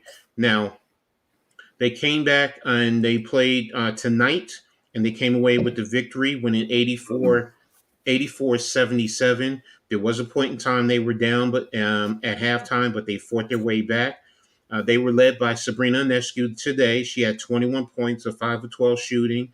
Renaja Laney had 20 points on 7 of 11 shooting. Brianna Stewart still had another rough game, 3 of 11, 3 of 12, I'm sorry, 3 of 13 for 11 points. They started, I mean, I thought they did the same exact thing with Jonquel Jones. I think she had 11 points in the first quarter on 5 of 12 shooting, but she ended up with 11 points. And I don't understand why they keep going away from that because they put Mm-hmm. Dewana Bonner on her, who's about 6'5", but 140 pounds. And Jonquel is 6'6" and about, I think, around 200 pounds. And I'm saying to Yeah. myself, just feed her down low and let her keep Yeah. attacking and allow them to Exactly. collapse. But, now I think what also happened in looking at the Suns' final stats, Rebecca Allen, who's usually tasked with guarding Sabrina, had 5 fouls. So I think that is what allowed Sabrina to go off today for 21 points. So, it's a great job for them to come back. So the series is 1-1. Now they're moving on to Connecticut, and they play at Connecticut on, where's the playoffs? Here Was we it Friday? go. Yeah, that's what I was looking at. I think it's Friday. Friday, Yeah, September Friday at 7. 29th. Yeah, at 7:30. So, I'm definitely, it's going to be on ESPN too. So I'm definitely going to be tapped in for that one, ready to go. Ready to rock, and let's go Seafoam Liberty. So, on another news, congratulations to um, Brianna Stewart, because she won the league's MVP today. So, congratulations to her. Now, Yeah, that's there what's is up. debate. There, some people are debating about it because of the way the voting goes. They get a first place vote, second place, third place, and I think a fourth place vote. And for the Connecticut Suns, um, uh, their leading player, she had more first place votes. She had 23 first place votes in comparison to Brianna, who had 20. But Brianna had more second place votes, while she had more third place votes, which pulled her point total down. So that it's based off of point totals. It's not just off of first place votes. But still, she won it. That's the way it's been. So congratulations to her. She's the first Liberty to ever win league MVP. And that says a lot. If you Wow. go back to Teaspoon, Rebecca Lobo, Rebecca Lobo, I mean, yeah. Cappy Pondexter. I mean, we Mm, can go on and talk about all the players that have been here, and she's the first. So it's her second overall of league MVP. So, congratulations. Hopefully, the Liberty can get on track and get two more wins to move on to the finals, and, hopefully maybe go up against whoever's winning out west, which let's looks like go. it's going to be Liberty the and Aces. Aces. Yeah, Liberty and Last thing I Aces, wanted man. Last thing I want to talk about. I just got this today. I just saw it while we were on the stream, about maybe 10-15 minutes ago. Um, and I'm really hyped about this. The Athletic is reporting that the Golden State Warriors are finalizing an agreement to bring a WNBA team to the Bay Area. It's nothing official, Wow. but that's Mm, big. That's something that is needed by the league, because it adds another mm, component to the league. Will they probably bring on two more? I don't know. It just depends. But you know, it's just big to get another team into the league. That opens up more opportunities to get more young women into the league, and mm. see the great talent that could be here in the United States. And I love it. I just really love that thought and that aspect. So again, kudos and to them, and capitalizing while the opportunity is hot. In terms of women's sports. But that's pretty much it for Coach's Corner. Just wanted to give you all that info. So thanks a lot. Definitely, man. Definitely appreciate that, Coach, man. And shout out to the Liberty, man. And shout out to women's sports in general. You know what I'm saying? And I always love when you do Coach's Corner. I'm definitely appreciative to have you on this show. Of course, you know that, man. But highlighting women's sports, man, is definitely important. Me for one, my daughter plays sports, my son plays sports, man. You know, um, I'm the owner of a sports travel league, and a lot of what we do is help youth teams, youth travel teams, boys and girls, help them out and get them to their games and get them situated in their hotels with the parents and everything like that. So um, definitely a big shout out to you, man, for for staying with that, keeping that as a focus, always highlighting that through all the you know Mm-hmm. Mm-hmm. the testosterone that goes on in the men's sports. You know what I'm saying? Mm-hmm. We gotta take a step back sometime, man, and just give a round of applause, man, for our women and our children as well that's doing their Mm-hmm. thing, man. So definitely appreciate you. Always, man. I appreciate the opportunity, man. Yeah, for sure, man. It's really important. Um, to wrap things up, going to touch on the Yankees. They beat the Blue Jays 2-0. There's a few more games in the season. Thank goodness. Whew. Mets got rained out tonight. So I think they're back in action tomorrow. Yeah, against the Miami Marlins. So it's almost over, y'all. Baseball nightmare is almost over. And we're just getting into the football nightmare. Hopefully it's not going to be a nightmare, but I would hate for us to New York's got to come away with a winner. I mean, come on, Liberty. Somebody win something. This area is dry right now, starving for a championship. And I thought I'd never say that as a fan, as somebody that supports New York sports in general. I have my favorite teams, but I do support all the teams that we talk about. I make a lot of fun of the Jets, man, but I want to see the Jets do well. I make fun of the Mets as well, but I want to see them do well as well. It's not really a team I don't like in this area, but somebody's got to win something, man. Somebody's got to win something. The Rangers and the Islanders and the Devils, they're getting their preseason kicked off. I was gonna do some reaction to Peter Laviolette's post game. Press conference, but we'll do that next week. I do want to continuously incorporate the hockey into this show as well. So we'll do some cleaning up next week. Touch a little more on the baseball, touch a little more on the hockey, and of course we'll give you reactions. Which it'll be more of a hot reaction since it's a Monday night game to the Giants and the Seattle Seahawks, as well as the who do the Jets have next week, Coach? Jets.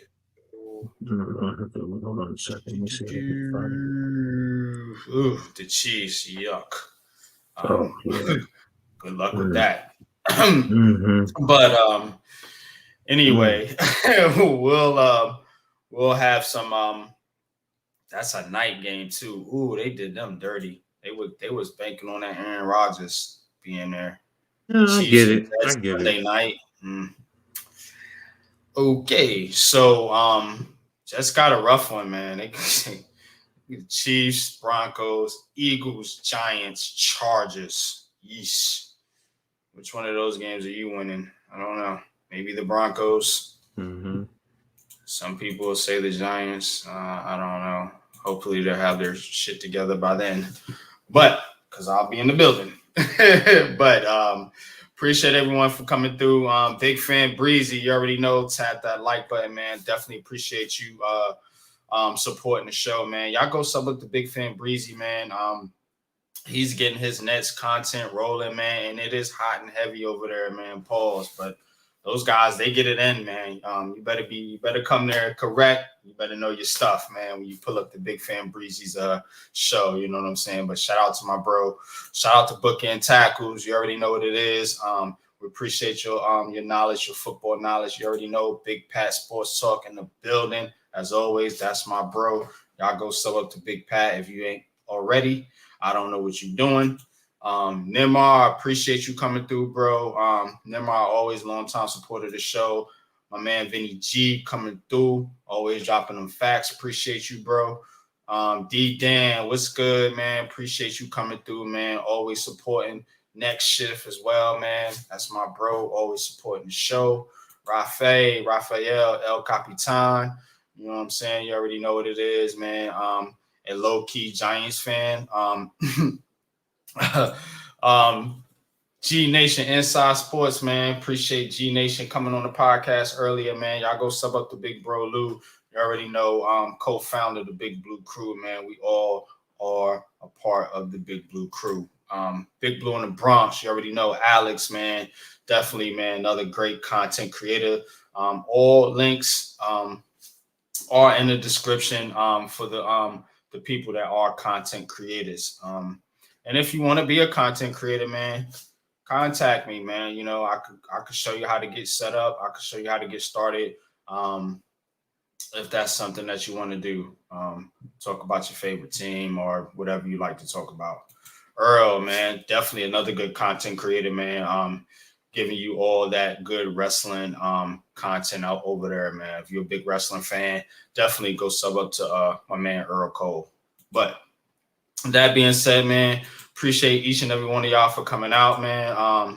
We're gonna put a bow on this thing, but definitely, man, if you aren't already subscribed, please like, share, and subscribe to this show. We do this thing every Tuesday, man. It's Heart of the City. We touch on all New York City area sports. I'm Unpopular Opinion Sports. This is my co-host, Ed, Mr. Coach Ed Gladney, man.